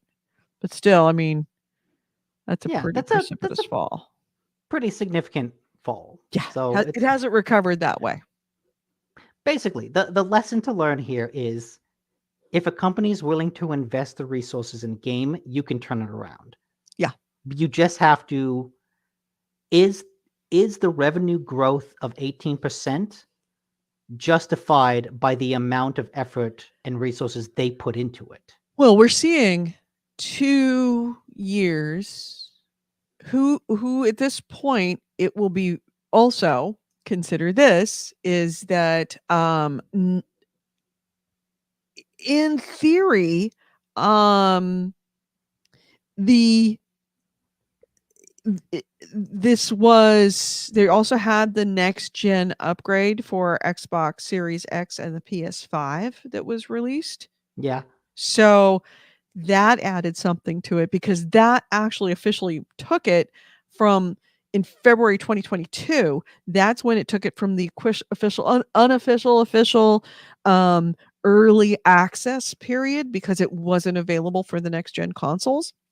So I think that there's enough people, enough of like the business side watchers, they're going to be watching this game specifically to decide if the um No Man's Sky model can work and whether it is worth the investment. No Man's Sky is kind of different because No Man's Sky was a multiplayer, ongoing, I mean, I think I non-ending game, see. whereas Cyberpunk 2077 is very much single Yeah, player story-based game. but I think So they're it's kind both. of different beasts, but But I think they're you're both important watching. to look at because they're both distinct from anything. We keep comparing it to Battlefield 2042. Mhm. And those are very different beasts because, like I said, Battlefield 2042, EA has tons of games. They're much more willing to cut their losses and move on.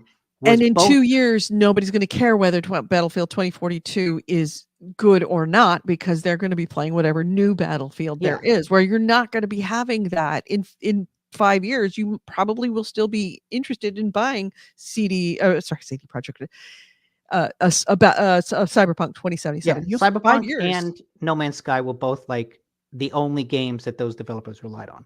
Right. Also, one thing I think is worth. I have a news story, a good segue.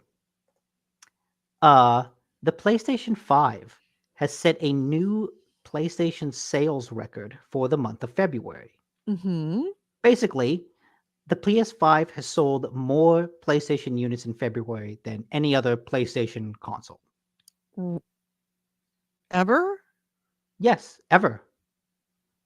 Really? So PlayStation 5 is selling incredibly well in February. Well, of course, it's selling It incredibly is. well. You know why? It's because people can actually get them now. Yes, but also remember, Cyberpunk 2077 was especially broken on last gen consoles.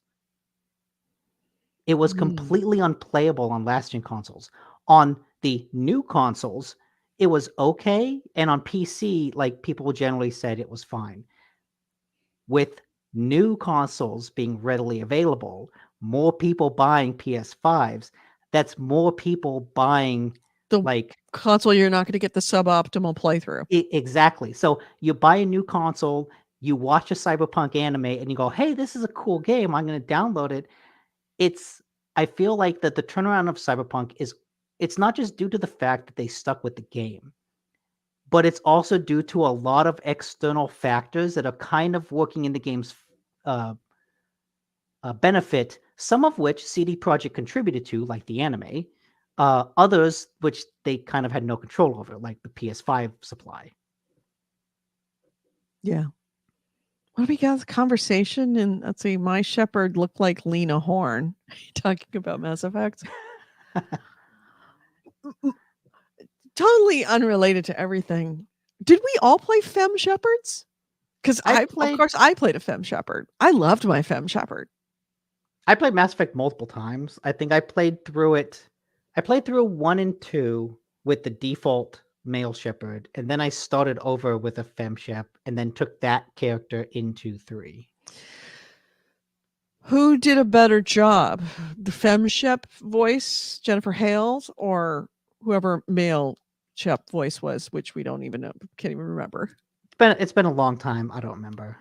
I couldn't tell you. Yeah, Jennifer Hale was so good at that. So good. And you killed Rex. Really? You killed Rex? Why? Well, I think I forgot what the choice was. What was the choice to kill Rex? It was either Rex or Sappy Boy that no one likes except you. Oh, yeah. Sad sack psychic boy. No. That wasn't it. That was Mass Effect 1, and that was Ashley or Caden. Oh, right. Yeah, Caden, that was his name. Yeah. No, that was Ashley or Caden, and I killed Ashley. Rex, I think, died in 2? No, Rex could die in 1 because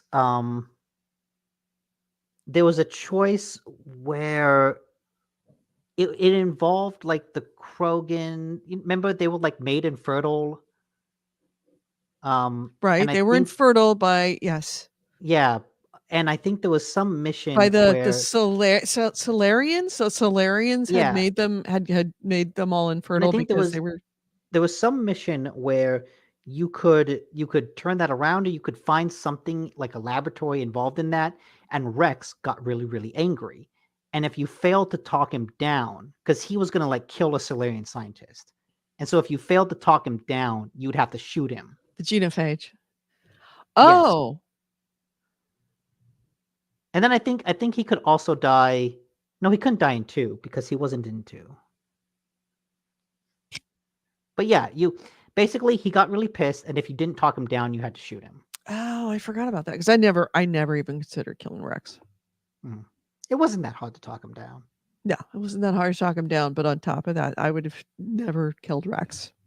Be killing Garrus Light. I liked Rex a lot. I liked everybody on my team except Ashley, obviously. Right, you chose hot space racist or sad sack psychic boy. He just was misunderstood. He was such. I'm sorry. I went for sad sack space boy over space racist. I never liked Kaiden. Forget Your Life says I saved Ashley as well. Regrettable in hindsight.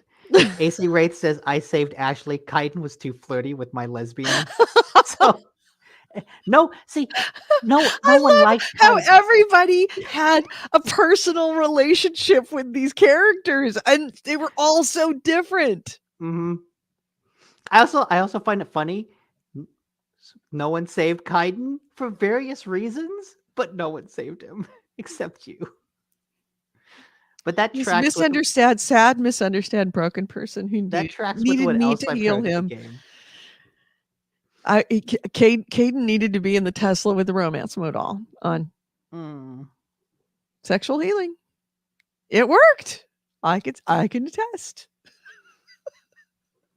That's all he needed. He just needed to bang. He just needed a little Marvin Gaye in his life. He just needed to get laid. That's all. Little Marvin Gaye and ladyship, and it's all good. Look, you know what? Living on a spaceship, you don't have anything to do. You just get pent up. He just needed some release. No, it's not. It had nothing to do with release. It was about trust. And faith. He needed a heart release. Yeah. His heart was blocked. He needed me to fix him, and I did. Oh, I fixed him a few times. Oh yeah, fixed them hard. Oh yeah. Oh my God, I can't believe we're having that conversation. All right, moving right along. Let's see. Oh, okay. Since we're talking about Mass Effect and BioWare, okay. Super good news for me. Best news of the week. This would have, if it was just me and I was my own audience, this would have been my top story of the week. Fuck EA. Fuck EA. Fuck E3. Fuck Cyberpunk. Mark Dara has been returned as I'm having a brain cramp. Somebody that you call in to confer about something. Not a contractor. Huh? Consultant. He has been brought in back, I should say, as a consultant on the next Dragon Age. Yes, that Mark Dara, the guy who was instrumental to the original Dragon Age Origins, the best of the series.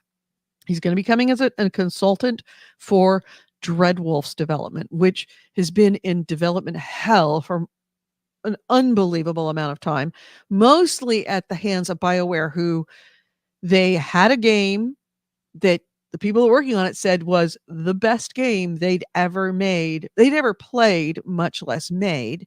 Then, because of the whole Anthem thing, they decided they wanted to make it live service and scrapped the old one. Then they tried to make it live service. Then they pulled everybody off of it to work on Anthem as a live service. Anthem failed miserably. So then they're like, well, let's throw away the live service thing. So it's been in development hell. And they've been working on it for almost a decade now. And it's pretty much, as far as we know, in square one. And the fact that Mark Dara has been brought back as a consultant really says that it's still at square one. That being said, if they're going to bring somebody back to try to save Dragon Age from development hell, I'm really glad it's Mark Dara. Now, if you don't know who he was like original developer, original executive on Dragon Age Origins. He did leave BioWare of his own volition. He's one of the few that wasn't fired. And since then, I don't know if you know, I mean, I think we mentioned it on the show when I discovered it. He's had a YouTube channel That Mhm. if you want to know what goes on in the heads of game developers from a really nuts and bolts, like if you are making your own game, I think that it is required watching to watch Mark Dara. He talks about just all of the stuff, all of the words and the like we know about, like what is development hell? Why do games do what is the development cycle like in very nitty-gritty detail about how a game is made. Absolutely fascinating. He doesn't have surprisingly many people that watch. I think he only has like 1,000 subscribers. Not that many. So he's been there, and you could literally ask him questions in the comments and he will respond. And this has been invaluable to people who are interested in learning how to make games from a business point of view, from a executive development point of view. Um, Doing very crunchy discussions of very, like, very specific things. I haven't watched all of them because I haven't had time to watch all of them, and they're usually fairly short. They're about 15-minute talk about particular. I should pull up his channel. Particular things. Well, I don't know if he's gonna be continuing with his channel, given he's not gonna be a consultant on this. I would imagine he's gonna be very, very tight-lipped about everything that he does. Everything he's done. I'm looking for it here. Not Dungeon Craft. There we go. Mark Dara on games. Here it is. So here's his channel. He does videos on Tuesdays. Oh, I guess he got rid of and Thursday. That might be because of it. But why enemies in games are so stupid. Navigating the 3 directions of management, loyalty above everything. Yeah, and he was talking about, I haven't watched this one yet. Remasters and remakes. In defense of fun, engaging things aren't always fun. Stop using my JRPG. Really, really good videos. So if you are interested in that, I would highly recommend go back to it. But the fact that he's coming back as a developer or as at least a consultant on Dragon Age tells me that depending on how much power they put in his hands, because that was a problem with Anthem, is that nobody was willing to make decisions, and what decisions were made way too late. Mark Dara knows how to make a game, and Mark Dara has been around the block enough, certainly with this game, to know what's wrong before it happens. And he's got enough clout within the Dragon Age sphere that his word will hopefully carry weight when he says, somebody's got to make a decision and I'm making it. Here's the decision you should be making, and that people will be listening to him, I hope. So this, he's smart. It's a great sign. I'm more excited about Dragon Age than I ever have been, certainly in the last couple of years. So this hopefully is really a good sign for Dragon Age if you're a fan like me. So Do you think that does this give you hope for the game going forward? Oh, Or gosh, yes. does it Oh gosh, yes. do you think it speaks to the game being in a good place now or not? I know. Like, it speaks to this game not being in a good place, that they would haul him back out of retirement and making YouTube videos to come back and wrangle this. And they're bringing somebody that has the gravitas and the knowledge of how to wrangle. He understands game development schedules. He knows when things have gone too long. He knows when decisions need to be made. He knows what you can kick down the road and what you can't. Okay. So And it, I don't have it's the faith that the people that were involved with Anthem knew that. no. But Should say, it, I think the people involved with Anthem didn't. I think the people running Anthem didn't. And here's somebody in the position of running it. okay, So, so yeah, basically, Dragon Age Dreadwolf is still in development hell, still in but development hell. maybe on its way out. Maybe has a ladder. Yeah, this is a big ladder. This isn't, I wouldn't call this a helicopter. I'd call it an ultralight. It's not going to like lift it out immediately, but it certainly is going to have a much more upward mobility than a ladder. Yeah, a ladder would have been like somebody we might not have. Mark Dara coming back. That's actually got some serious upward propulsion on it. And it's somebody who likes the series, loves the series, knows the series, knows what's been done in the past. Another thing.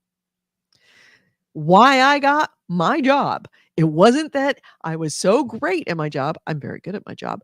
Wasn't because I was so great at my job. It was because what was in my head and I already knew. I knew where the files were. I knew where things were. I knew what was done in the past.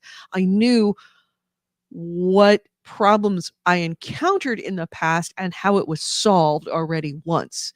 He's been through that as well. Same thing. Same thing. So, yeah, if anybody's going to pull a ship sinking up, here's the guy who not only knows where the anchors can be found, to get it stopped from wherever it was drifting, but knows how to run the pumps and knows how other pumps in the past have been fixed. Yeah, super happy about this. Couldn't be happier. Best news of the week as far as I'm concerned. Like, has me jumping up and down almost as much as buying a Tesla. Having a Tesla and finding out Mark Dara is coming back to Dragon Age in the same week. This is a good week for Edie. Well, Edie's good. favorite week in a long, long time. Bitter says, I was hoping it was a ripoff when I learned that they decided to get Yeah, they're creative talking on about messengers. Warframe and Anthem. Oh, yeah. Yeah. Yeah, there's the link. Please, if you really want to know, like, from a vet who knows about making games, all of the details. Yeah, it's I'm surprised only 1,000 people follow him, but they follow him, and not including me. Absolutely follow him. Insights for days. So, next item. The Warner Brothers Smash Brothers clone called Multiverses is getting shut down in June. It's getting shut down so that it can undergo basically more development and get relaunched in 2024. I guess that Multiverses was an open beta. I didn't realize that at the time. Really?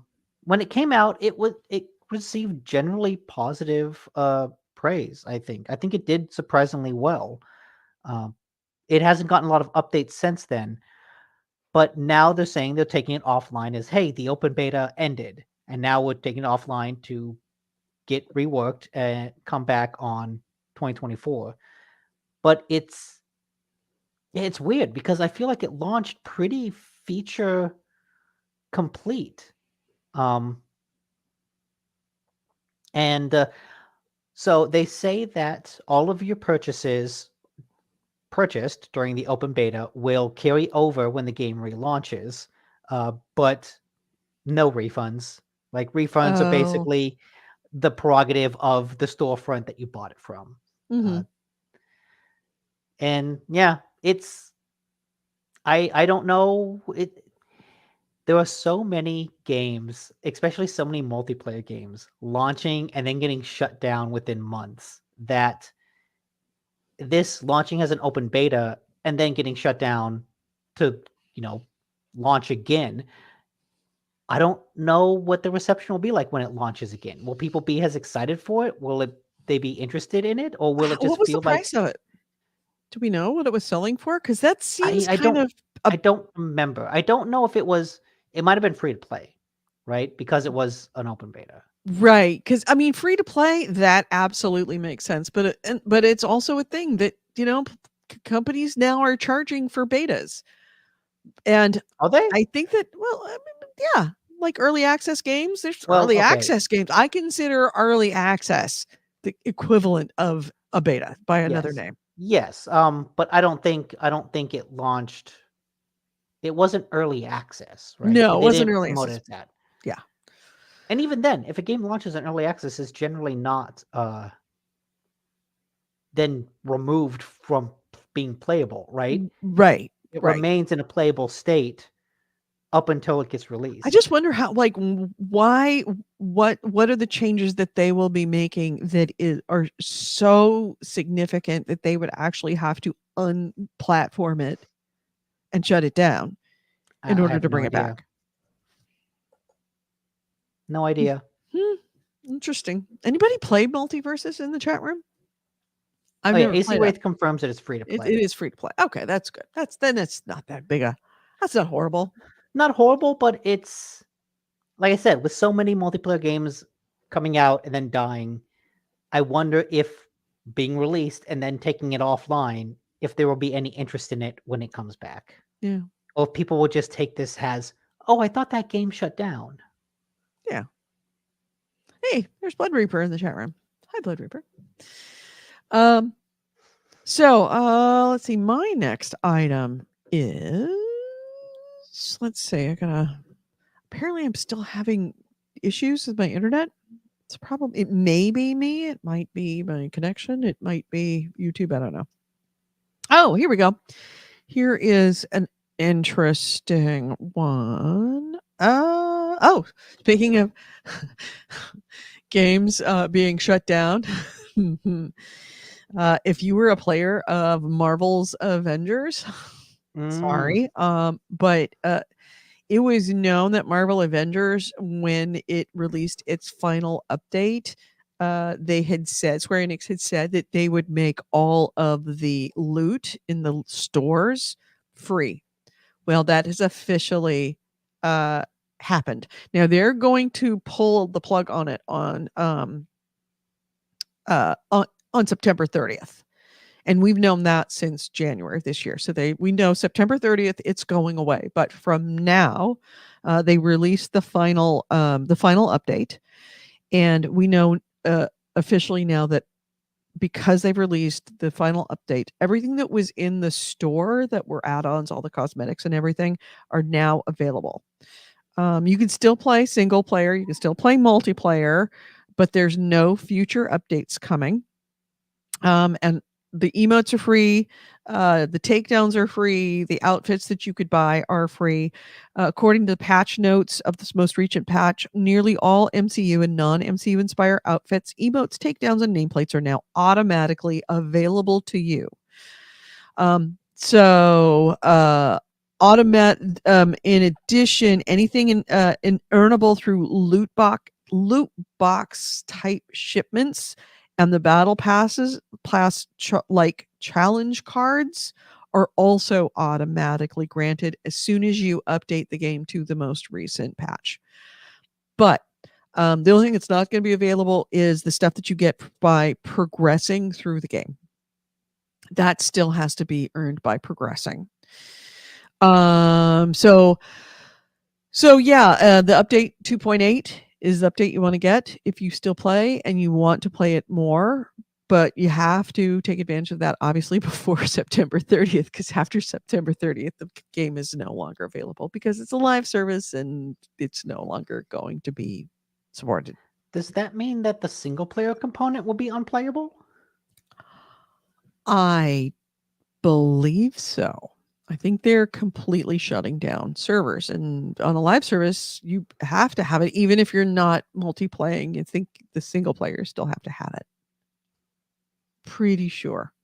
And someone will correct me in the chat room, but I believe that by the nature of the way it's built, is it's server based, even if it is single player. Okay. Even after official support ceases on September 30th, 2023, both single and multiplayer gameplay will continue to be available. Oh, But only on LAN. They're not going to be multiplayer stuff. No, I think they'll you could play online. It's just the live service component is going to shut down, meaning it's not going to get like bug fixes or updates or Oh, new I features, see. new I things like see. that. Got it. All right. Yeah. So I'm wrong. There you go. So yeah, but all your stuff you would have had to pay for, all that stuff that Mhm. all those people bought is now free. Hey, that is the curse of the first adopter, right? Well, curse of I the early wouldn't adopter. call people that buy stuff in a game first adopters. They shouldn't be first adopters. They shouldn't be are. considered that. Look, anyone who buys a game day one is an early adopter because that thing is going down in price in a couple months. Yeah, 6 months. but I don't know if I would Look, if put you're that one in of the those same millions thing of of people somebody that who bought the first Cyberpunk iPod. 2077 in 2020, you were an early adopter. That's true. All right, so next item. This is just a really cool story. There's an interview with Chad Stella. I don't have no idea how to pronounce his name. The director of John Wick 4, of all the John Wick movies. Mhm. Chad Stileski, Mhm. I believe his name is. It's an interview with him and some other people involved in the movie. But one of the things I found particularly interesting is he makes a mention of a particular shot in John Wick 4 being inspired by the game Hong Kong Massacre, which was itself a shooter that's heavily inspired by John Wick. Okay, I'm gonna see if I can find that. Go ahead. So in the interview, he says, I knew I wanted to do a top shot. And that's the thing about this. The shot in question is like a top-down shot, right? Camera above looking straight down at the action of John Wick, much like a video game, much like Hong Kong Massacre or Hotline Miami. And it's a very long one-take shot that follows John Wick as he moves from room to room, shooting guys with these incendiary rounds. And so it's very cool, very elaborate shot. He says, I Show me- knew show I me wanted more. to do a top shot. I'm John not a Wick? big Warner guy. I don't believe in that so much unless there's something to offer. Blah blah blah. Can you We hear me? get yes, Yeah, you can. Which John Wick? John Wick 4? 4, which means it might be hard to find a clip of it because it is still in theaters. Mhm. If you can find this article on Polygon, they have a promo image of it. So yeah, he says, I was going down a rabbit hole of trying to find references because he said, I know I want to do a top shot. So I went online to type in aerial shots, top shot, to see what everybody else's were. And the top was Steven Spielberg's Minority Report. So I tried video games top shot, and all the way down at the bottom was Hong Kong Massacre. And I looked at the gameplay footage, the way they did it. They did a lot more speed ramping, which I thought was really cool, and I loved it. Earlier on, which I think is a fun point, he says, I think it's interesting that between video games, animation, manga, Asian cinema, we're all kind of related. We all steal from each other. We're all seeing how crazy the other one's going to get. Here, I'm going to share my screen so that Yeah, you can, share the screen because I can't get to it. so that you can see specifically. This is one of the shots from John Wick, and if you can see, you've got this T-shaped table in the middle. On the right, you have a figure of John Wick, like rolling, and above the T, you have a guy with a gun. The big old fire is an incendiary round, but you can see the perspective, right? Top down, like a video game. This is a shot from Hong Kong Massacre, which is Oh, I incredibly see. similar, like straight top down shot. Yeah, the only one that I can find, let's see, I think it's called Dragon's Breath. The only one that I could find online is something filmed on an iPhone in the movie theater, obviously. And they filmed it this way. Fucking, I hate people to do that. But yeah, I remember watching that movie in theaters and going like, oh wow, this is really cool. This looks a lot like Hong Kong Massacre. And then having read this and having go, oh yeah, I know I wanted to do this shot. And so I looked for references and I found Hong Kong Massacre.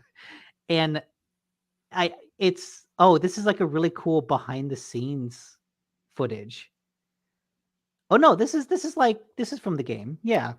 Oh, from the from the game. movie. From the Yeah. movie. Yeah, this is obviously somebody shooting in there's the so I should Yeah. probably So take it but off you can pretty kind of soon. get a sense of how the camera moves and how he moves through the world.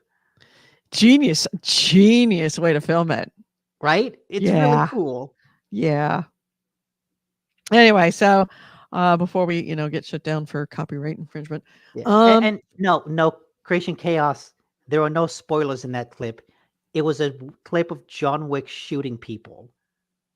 That's not a spoiler. He does that like a couple times a every 30 lot. seconds. A lot. Yeah. But yeah, I thought it was a really interesting thing. Like he said, everyone steals from each other, and it becomes this cyclical thing where this game is created that feels like it takes heavy inspiration from John Wick, and then it turns around. The director then takes that and uses it as inspiration for the next movie, and it's Snake eating its tail, but in a good yeah, way, for good yes. reasons. Yeah. But it's just cool to see how they all play off of each other, and each time the circle comes around, it's changed a little bit, right? It's not coming full circle. It's like a spiral where everyone's like taking inspiration from each other, but kind of shifting a little bit. God, I'm watching the scene and like continue on in the background. That's awesome scene. Oh my Right? gosh. It's really cool. It is cool. It's right up there with the hallway scene from Daredevil. Yeah. And okay, I guess Chaos, if you're saying that the scene itself is a spoiler, okay, but like knowing there's a really cool one-shot scene, I don't know if that's a spoiler. That's a selling point. Yeah. It is. So next item is let's see, what have I got? I talked about Mark Dara. Oh, Final Fantasy. Some Final Fantasy 16 news. It's kind of sounds cool. And I think it was you and I that were talking about how really there's been no game that has taken advantage of the haptic abilities of the DualSense controller for the PlayStation 5. Oh yeah, or at least as much as, what was the name of that? Astrobot. Astros. Yeah, Astros, whatever. Yeah. Astros Playroom or Astros Garage, whatever. Well, we may have another one that is that may to give it a run for its money. So recently there was an interview with Hiroshi Tokai talking about the Final Fantasy 16. He's the director, if you weren't aware. And he said that Final Fantasy 16 is going to make some pretty significant use of the DualSense controller in ways that only Astros has up to this point. He asked about he said that there's going to be adaptive triggers. Quote, there are certain sections where the player will have to open heavy doors or lift up particulaces, and we use the adaptive triggers there to put across the feeling of effort and resistance. They're also used when riding chocobos. Quote, the haptic feedback can produce extremely subtle variations, which we use to create a heightened feeling of presence in cutscenes. We converted the sound effects used in each scene into haptic data, which let us portray details that we've never been able to before, like the movement of air. So I'm very interested to find out how those haptics are used for something like air, because until you said it felt like you were on ice, and I didn't know what that could possibly mean until I felt it, and you're like, holy crap, it feels like you're on ice. Yeah, it's cool. That moment of like, oh wow, it totally feels like ice. And that the idea of somebody finally using those incredibly powerful features in a game is kind of exciting to me. And the fact that it's Final Fantasy means that, and no one else has really used it other than in that Astros Playroom. There have been some games that use it. Oh, like a lot of the first-party PlayStation games use it. Returnal made heavy use of it. Spider-Man did a lot. Oh, did it? Yeah, Miles Morales.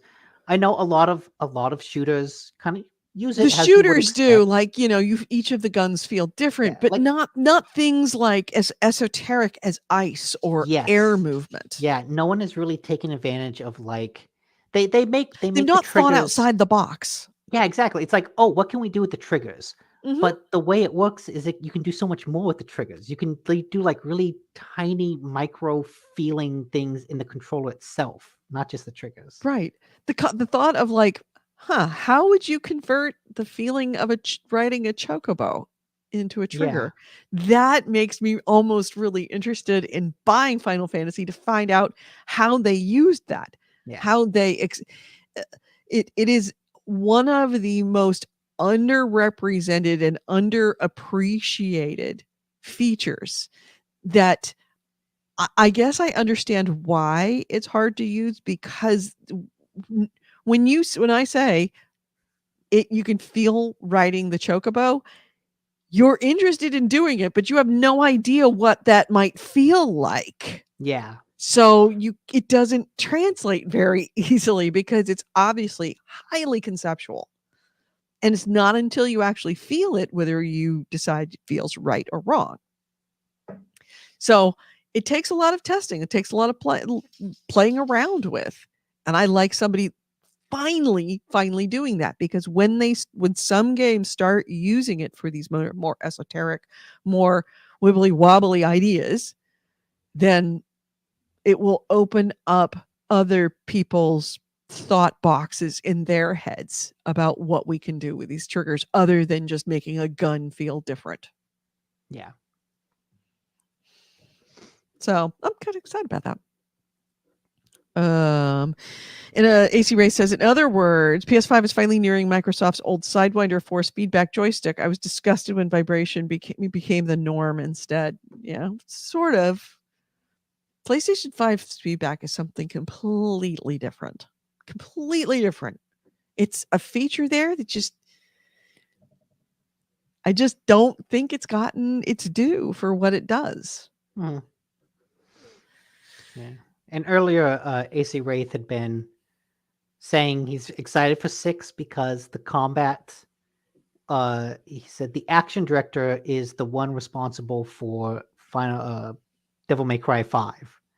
So that makes him very excited for it. Oh. That's like the same feeling I get hearing Mark Darris coming back to Dragon Age.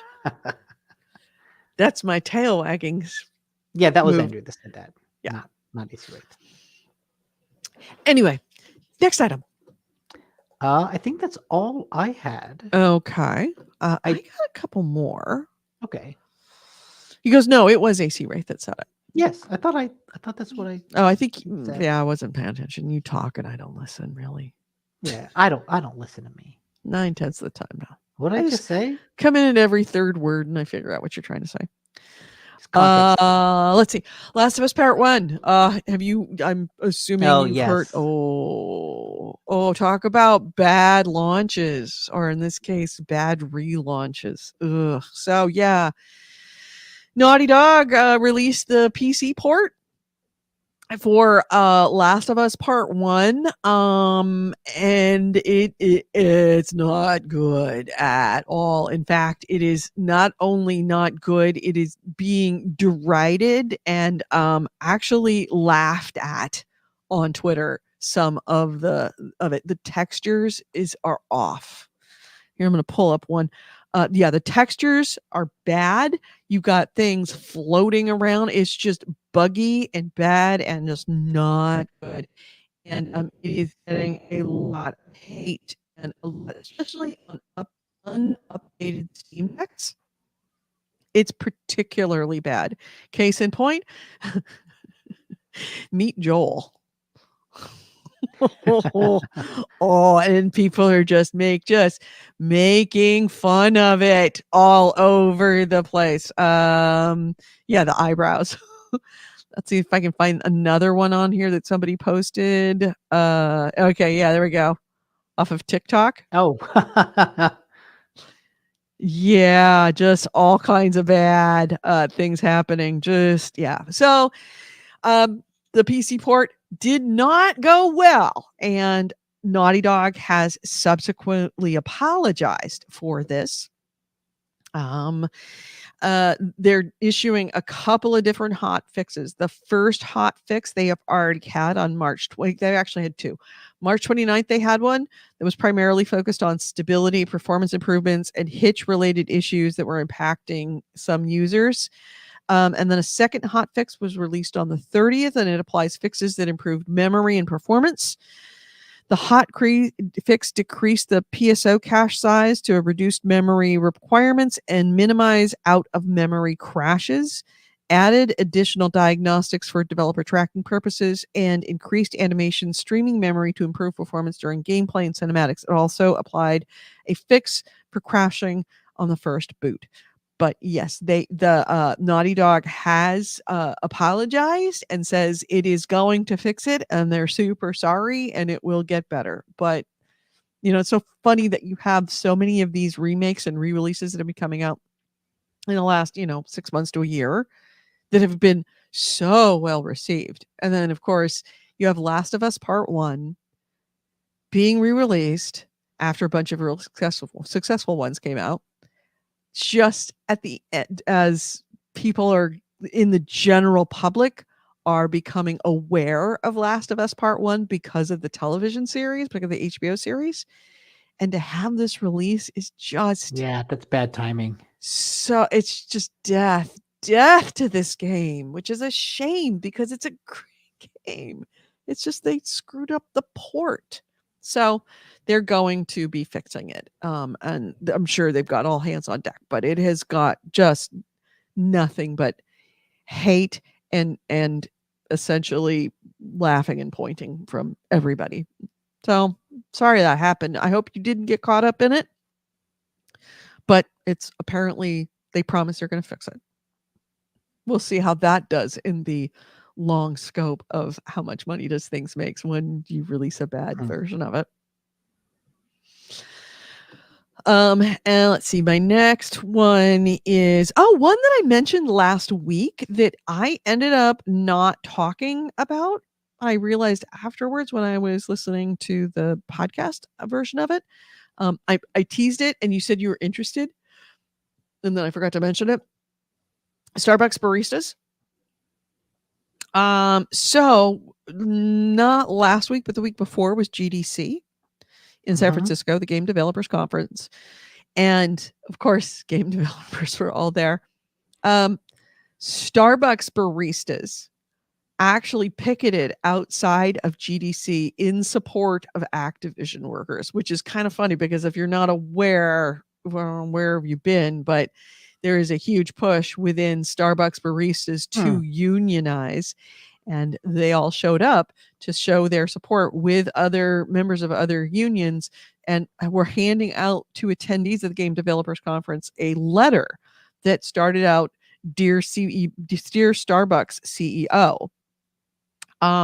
We are Starbucks customers. Oh, and it was, I'm sorry, my bad. It was the other direction. It was attendees of GDC. My bad. I wrote that wrong. It was attendees of GDC who were standing in unity with Starbucks baristas. We are Starbucks customers attending the Game Developers Conference in San Francisco this week. We are writing in solidarity with Starbucks workers who've been fighting for a voice on the job and have faced disrespect and severe union busting in return. Sincerely, your customers. So essentially, they're like, unions stand together. We want to unionize. They want to unionize. We get you. We're on your side and you're on our side. So it's starting to really become a thing. And in related news, apparently GDC only saw this one story, and I'm really, really, really surprised it has not come out in other areas. But I want to say, first off, trigger warning. Next story is going to be talking about misogyny, spiking of drinks, and essay. Apparently widespread assault and shenanigans happening at at GDC this year. multiple women have reported being subjected to abuse and harassment during the event and at the networking events. Because, you have the event, and then in the evenings, there's always a networking event that goes on, usually in a bar or a restaurant or something around that area, like a party. So the claims have been shared on social media the weekend after GDC was over. And they were shared with Stride PR by Vice President and Games Industry Gathering founder Guy Bloomberg. And Stride PR was the company that was essentially hosting many of these parties. They were the ones that were running many of these parties. In particular, one of the most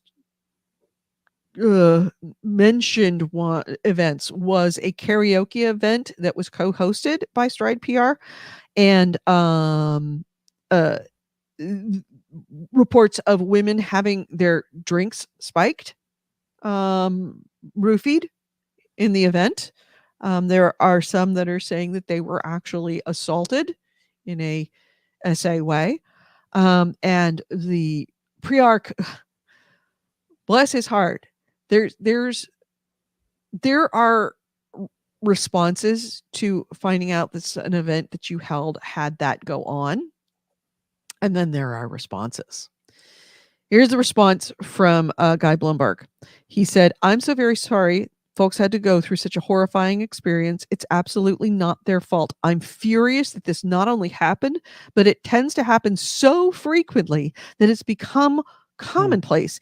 It is not fucking okay or acceptable. We are doing everything we can to work with the venue, look through security footage, and reach out to various people. We always have each other's backs, but now you predators better be mindful of our fronts." So they're taking it very seriously. Women Good. being roofied and then lured up to a hotel room by a quote man in a position of power for a pitch where he assaulted them. This came from game writer and developer Lena Van Deventer, who reported that women at GDC were, quote, belittled and undermined in their roles, been hit on relentlessly, and had their drinks spiked by predatory men. Deventer also said that some of the culprits' photos and details have been shared via group chat to warn other women. So even as we're in 23,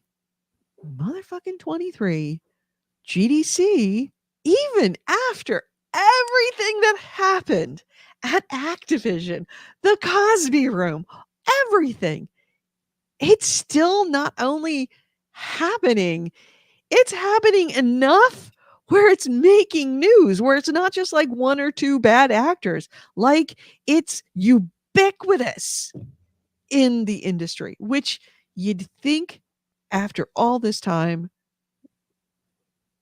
we'd have evolved as an industry, but clearly not.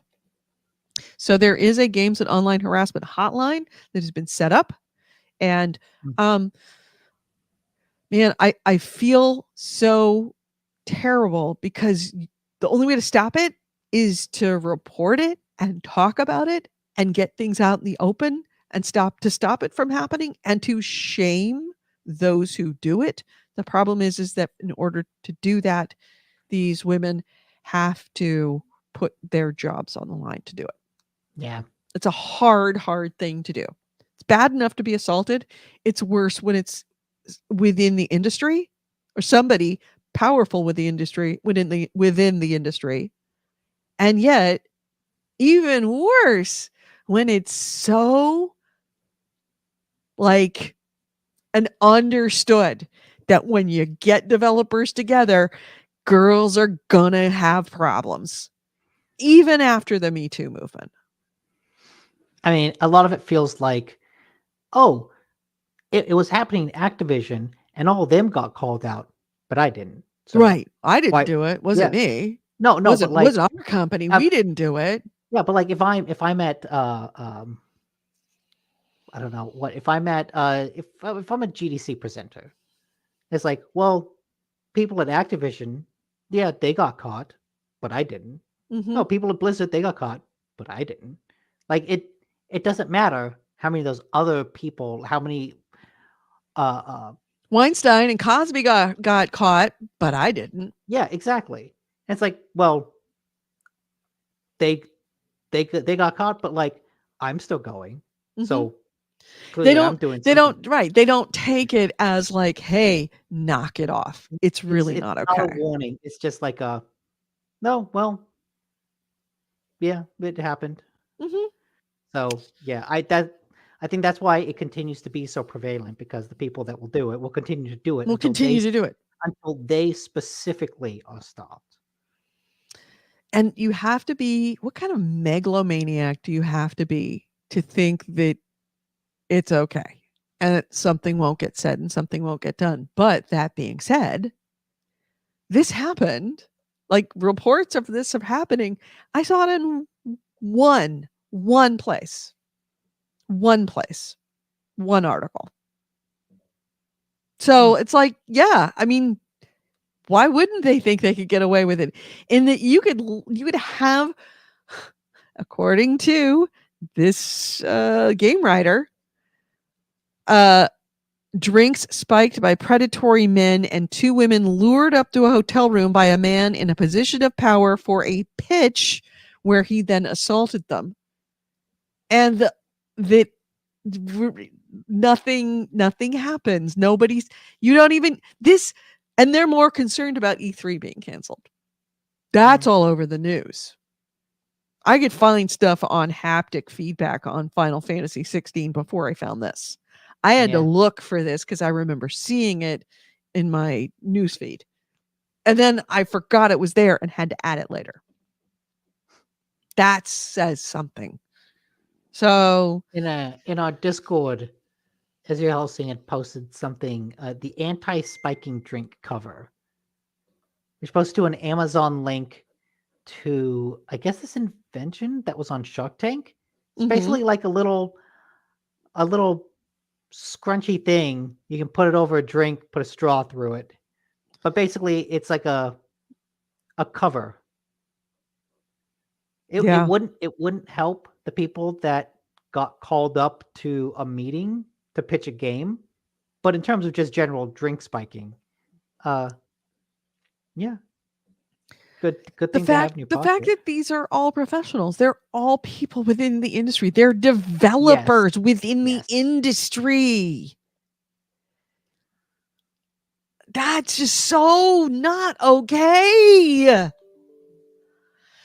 Thank you for the link to the anti-spike drinking cover. But it is a sad freaking day when women, professional women in the industry who are making games have to bring these to a developer conference. It's like running a gauntlet.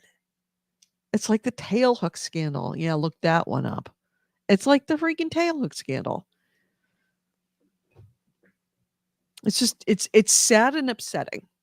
It's this far in, not only this far into games as an industry, not only this far into women being recognized as like, hey, we actually make games, considering the fact we were making games from the very freaking beginning and some of the better ones too.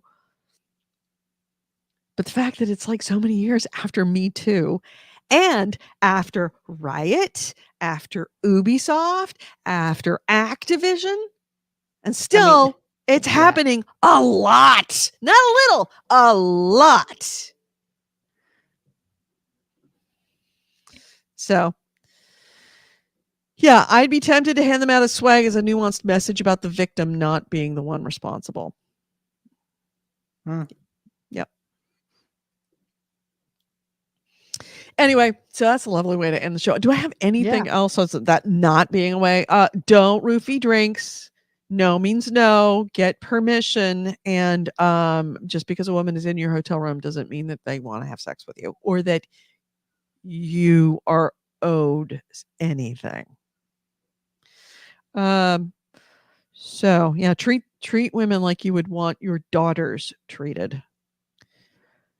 I think that's it. The Moscone Center, EA, I've seen E3. I think that there are was it. some early reviews, some early reactions coming out about the Mario movie that seem to be pretty positive. Oh, really? Yeah. Is that the one with Chris Pratt? Yes. Mm. Which makes sense because, like, hey, you look at those trailers, looks like a good family movie. Yeah. Oh, by the way, if you want to have a line out of that story we were just talking about, that Okay. will break your effing heart. This came from the Hotline team. Every year, there are stories about groping, drugging, harassment, even more examples of countless attempts to create opportunities for assault at games industry events like GDC. It's heartbreaking and infuriating that this feels normalized, like something we all Hmm. have to just put up with and hope to evade with luck. Hmm.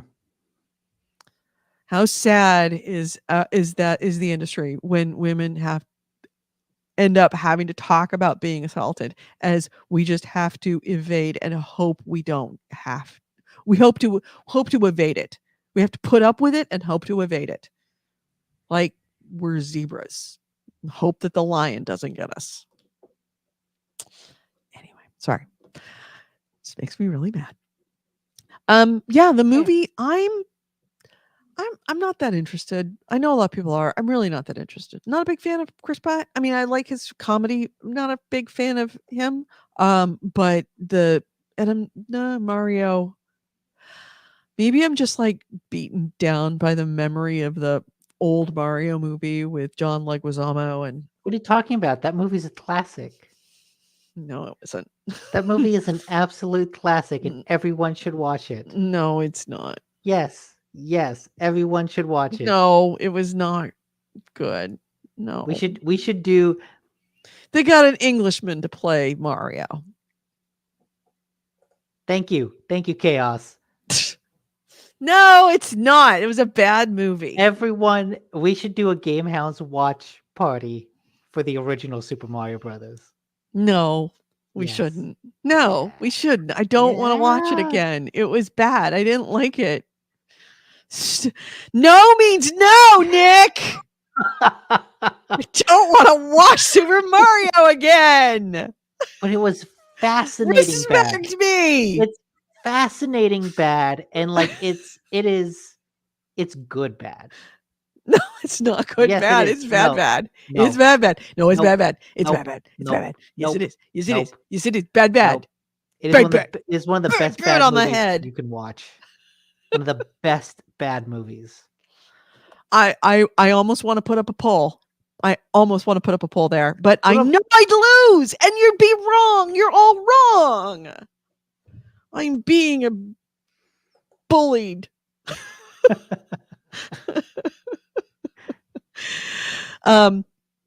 Yeah, no, Super Mario was not. I did not enjoy that in the least. I've never wanted to get out of a theater so fast. Oh, it was so weird and so bizarre. And I loved what was the one the outer space one with the Martians that were invading the Mars Attacks? Yes, I loved Mars Attacks. Mars Attacks I is also loved great. Mars Attacks, and I hated that movie. I loved Roger Rabbit. Hated that movie. Who Framed Roger Rabbit? You hate Who Framed Roger Rabbit? I loved Who Framed Roger Rabbit. I hated Super Mario Brothers movie. Oh, okay. Well, that's because You know me, I like good, silly, stupid fun. It was not. Yeah. Not for me. Oh, Double Dragon? Double Dragon was also bad. Wow, you want a double feature that you want to oh. You see, I'm more interested in seeing Double Dragon because I've never seen it because it was so bad. I knew that it was bad. I didn't go. I'm actually morbidly curious of that. It was Mars Attacks. You know what would be like a good drunk game party watch is Resident Evil and Monster Hunter. They're made I would do that. because they're made by the same creative team. And I've never seen either one of them. The same like director and actress. and they're like, oh, they're dumb, but they're also like, this is kind of good. You almost got something here, especially You're especially always, why do you even say this, Bitters? You're always Team Nick. You're never Team Edie. When was the last time you were Team Edie? because I'm always right. No, you're a lot of things, Nick. Always right is not one of them. No, I am. Okay, everybody's Team Nick. So there's the poll. All right, No, the Resident Evil movies. gonna No, lose. actually, if you want just like a good movie marathon of like, I want to see something stupid, Mhm. the Resident Evil movies are great. They get progressively weirder and dumber as they go along, and like Really? what's funny about them is every single time they end with this like, oh man, they end with a teaser that's like, oh man, the next movie is gonna be fucking huge. The next movie is gonna be like this Next movie's gonna be apocalyptic awesome. thing. Maybe this one, maybe not, but the next one's gonna be It's like, oh awesome. man, the next movie, the virus infects the entire fucking world. Man, oh man, and then you watch the next movie, and it's a bunch of people stuck in a single location fighting monsters. But then it ends like, oh man, the next one is going to be huge, and then it's a single location movie. And then like the next movie, oh, the next movie is going to be wild. It's going to take place across the world, and it takes place in a single location. And it's like, you motherfuckers, get me every single time. Every single time you're like, this one's going to be bigger, and it's not. I don't know if I want a marathon of that. No, you shouldn't. You should. It would hurt you physically, emotionally, mentally. Hey, we got one Team Not Nick, not Team Edie, but Team Not Nick, which is always a win. But speaking of things we're going to see, you and I have a date this week, Tuesday. Oh, yes, that's right. Nick and I are going to see Clue the musical. Yeah. We're going to go see a musical together. Oh, wait. What does Chaos say? He says, I think the Resident Evil movies have disappointed people more times than I have my parents. That's impressive. All right, now Jesus. I'm Wow. curious. I am Team Edie when Edie is logical. I think I can logically say that Super Mario Brothers movie is pretty bad, and I think it's logically bad. It Oh, is. yeah, the Edie, it is very bad. It is a very logically bad movie, Mhm. but it is emotionally perfect. No, it's not. No, it's not. It transcends No. logic to speak to the soul. And the soul. Bitters, are you reevaluating that Team Nick yet?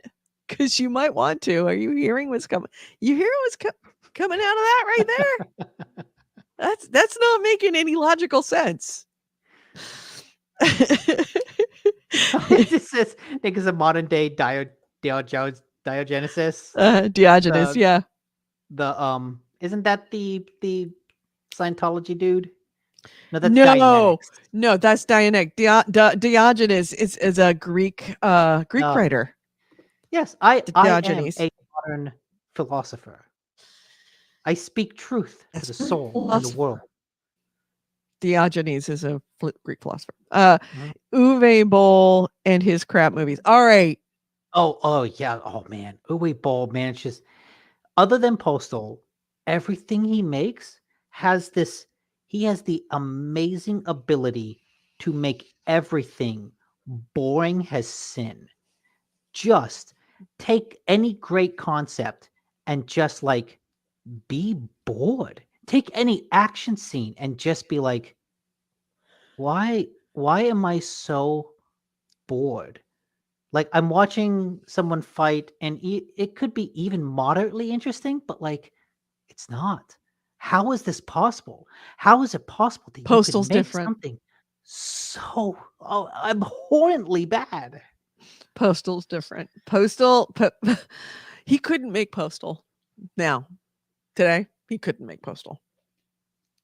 That is the most anti-woke movie of all time. No, he would make Postal, and like the Daily Stormer would produce it, Yes. or Fox News would produce it. It would be Yes. a Fox special. Yes. It would be Fox. What's the guy? Ben Shapiro would be the producer. Oh, God. It would star Gina Carrera. Gina Carano? Yeah. The MMA fighter that was on Star Wars. Yes. Carano. Does it? No. It would star what's the name? Tila Tequila. Yeah. Yeah. No, that's Soundtrack by oh fuck, what's the guy who's always at the right wing conventions? Ted Nugent. Yeah, soundtrack by Ted Nugent. You know what? I think we could actually put this together. I think Diogenes' quote is Plato. Is Plato. Humans are flightless bipeds. Diogenes is plucks a chicken. Behold a human. Yeah. Featherless That's bipeds. right. Featherless bipeds. All right. Time to go, I think. Sure. Actually, let's close out this. Oh yeah, podcast. you did mention we're going to say Clue the musical. Yeah, Yeah. I think that's going to be a fun time. It's going to be Clue a nice movie time. is a genuinely good time. Anything with what's his bucket? Frankenfurter. The guy who plays in Clue. Played the butler in Clue. Died recently. Absolute genius. Tim Curry. Oh, Tim, yes. Anything with Tim Curry, and I am all about. Mm-hmm. Tim Curry's my spirit animal. Do you know Tim Curry was in the Super Mario Brothers movie? No, he wasn't. No, he wasn't. Anything with Nick is a good time. Yeah. Wow, we know which former co-host Nick likes better. If Goalie Esteem is still on. All right, so if you are listening on the audio podcast, will you do me a gigantic favor? Go to our Discord channel at some point soon. Just log in. You can find the Discord on our Facebook page, facebook.com/the GameHounds with a the. Just leave us, send up some message to let me know whether you would prefer or you're okay with the raw files, or if you want me to continue to cut them down so we only start at the intro music and we end at the outro music. I am going to continue ending the outro music until we get an answer. But if that's the case, then in the future, we'll just have the intro music at the beginning, the outro music at the end, intro music at the beginning, intro music at the end. But it's going to be the whole thing, including all of the pre-show chat that you've had for the last few weeks because I just downloaded audio and uploaded. So anyway, on that note, though, let's close this out. You've been listening to GameHounds. GameHounds episode 674. We recorded this on Sunday, April 2nd, 2023. I've been Edie Sellers. With me has been Nick DiNicola. Ways to get a hold of us is gamehounds.net is our website. Gamehounds@gmail.com is our email. We record this show live every Sunday at 2 p.m. Pacific, 5 p.m. Eastern on YouTube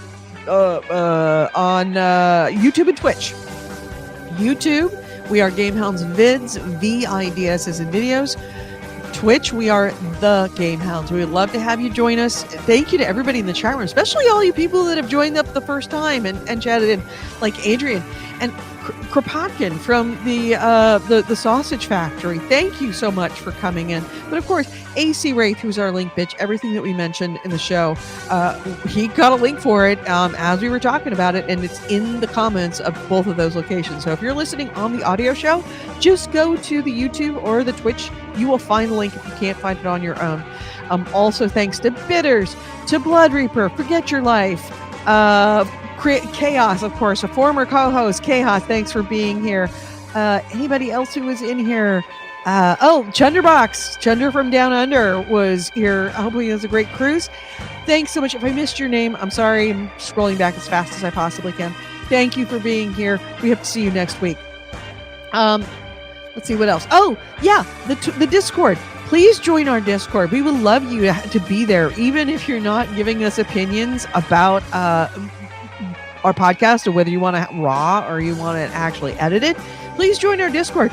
There's on the screen the how to get into our Discord. Please join us. We would love to have you. In fact, people were in the Discord chatting with me during the show. We had KJ in there asking me for a review of the Tesla after a month. I will do that. Yes, I will. Happily. Also, we are 100% Patreon funded. Thanks so much to our patrons. Without you, we would not be here. If you would like to be a patron, we only ask for $1 a month. If you do more, great. If you can't do $1 more month, that's fine too. But if you can do $1 a month, that's all we ask. GameHounds.com /GameHounds. And thank you to our patrons, Tor the Weege, Peter Camo, Eric Baker, Anonymous, Pissed, Angie H. You make this all possible. Thank you. We'll have a great week. We'll talk to you later. And if you hear a fart on the street when you're walking by, it's probably a Tesla. Have a great week, everyone. Bye. Oh, P.S. Is Tim Curry still alive?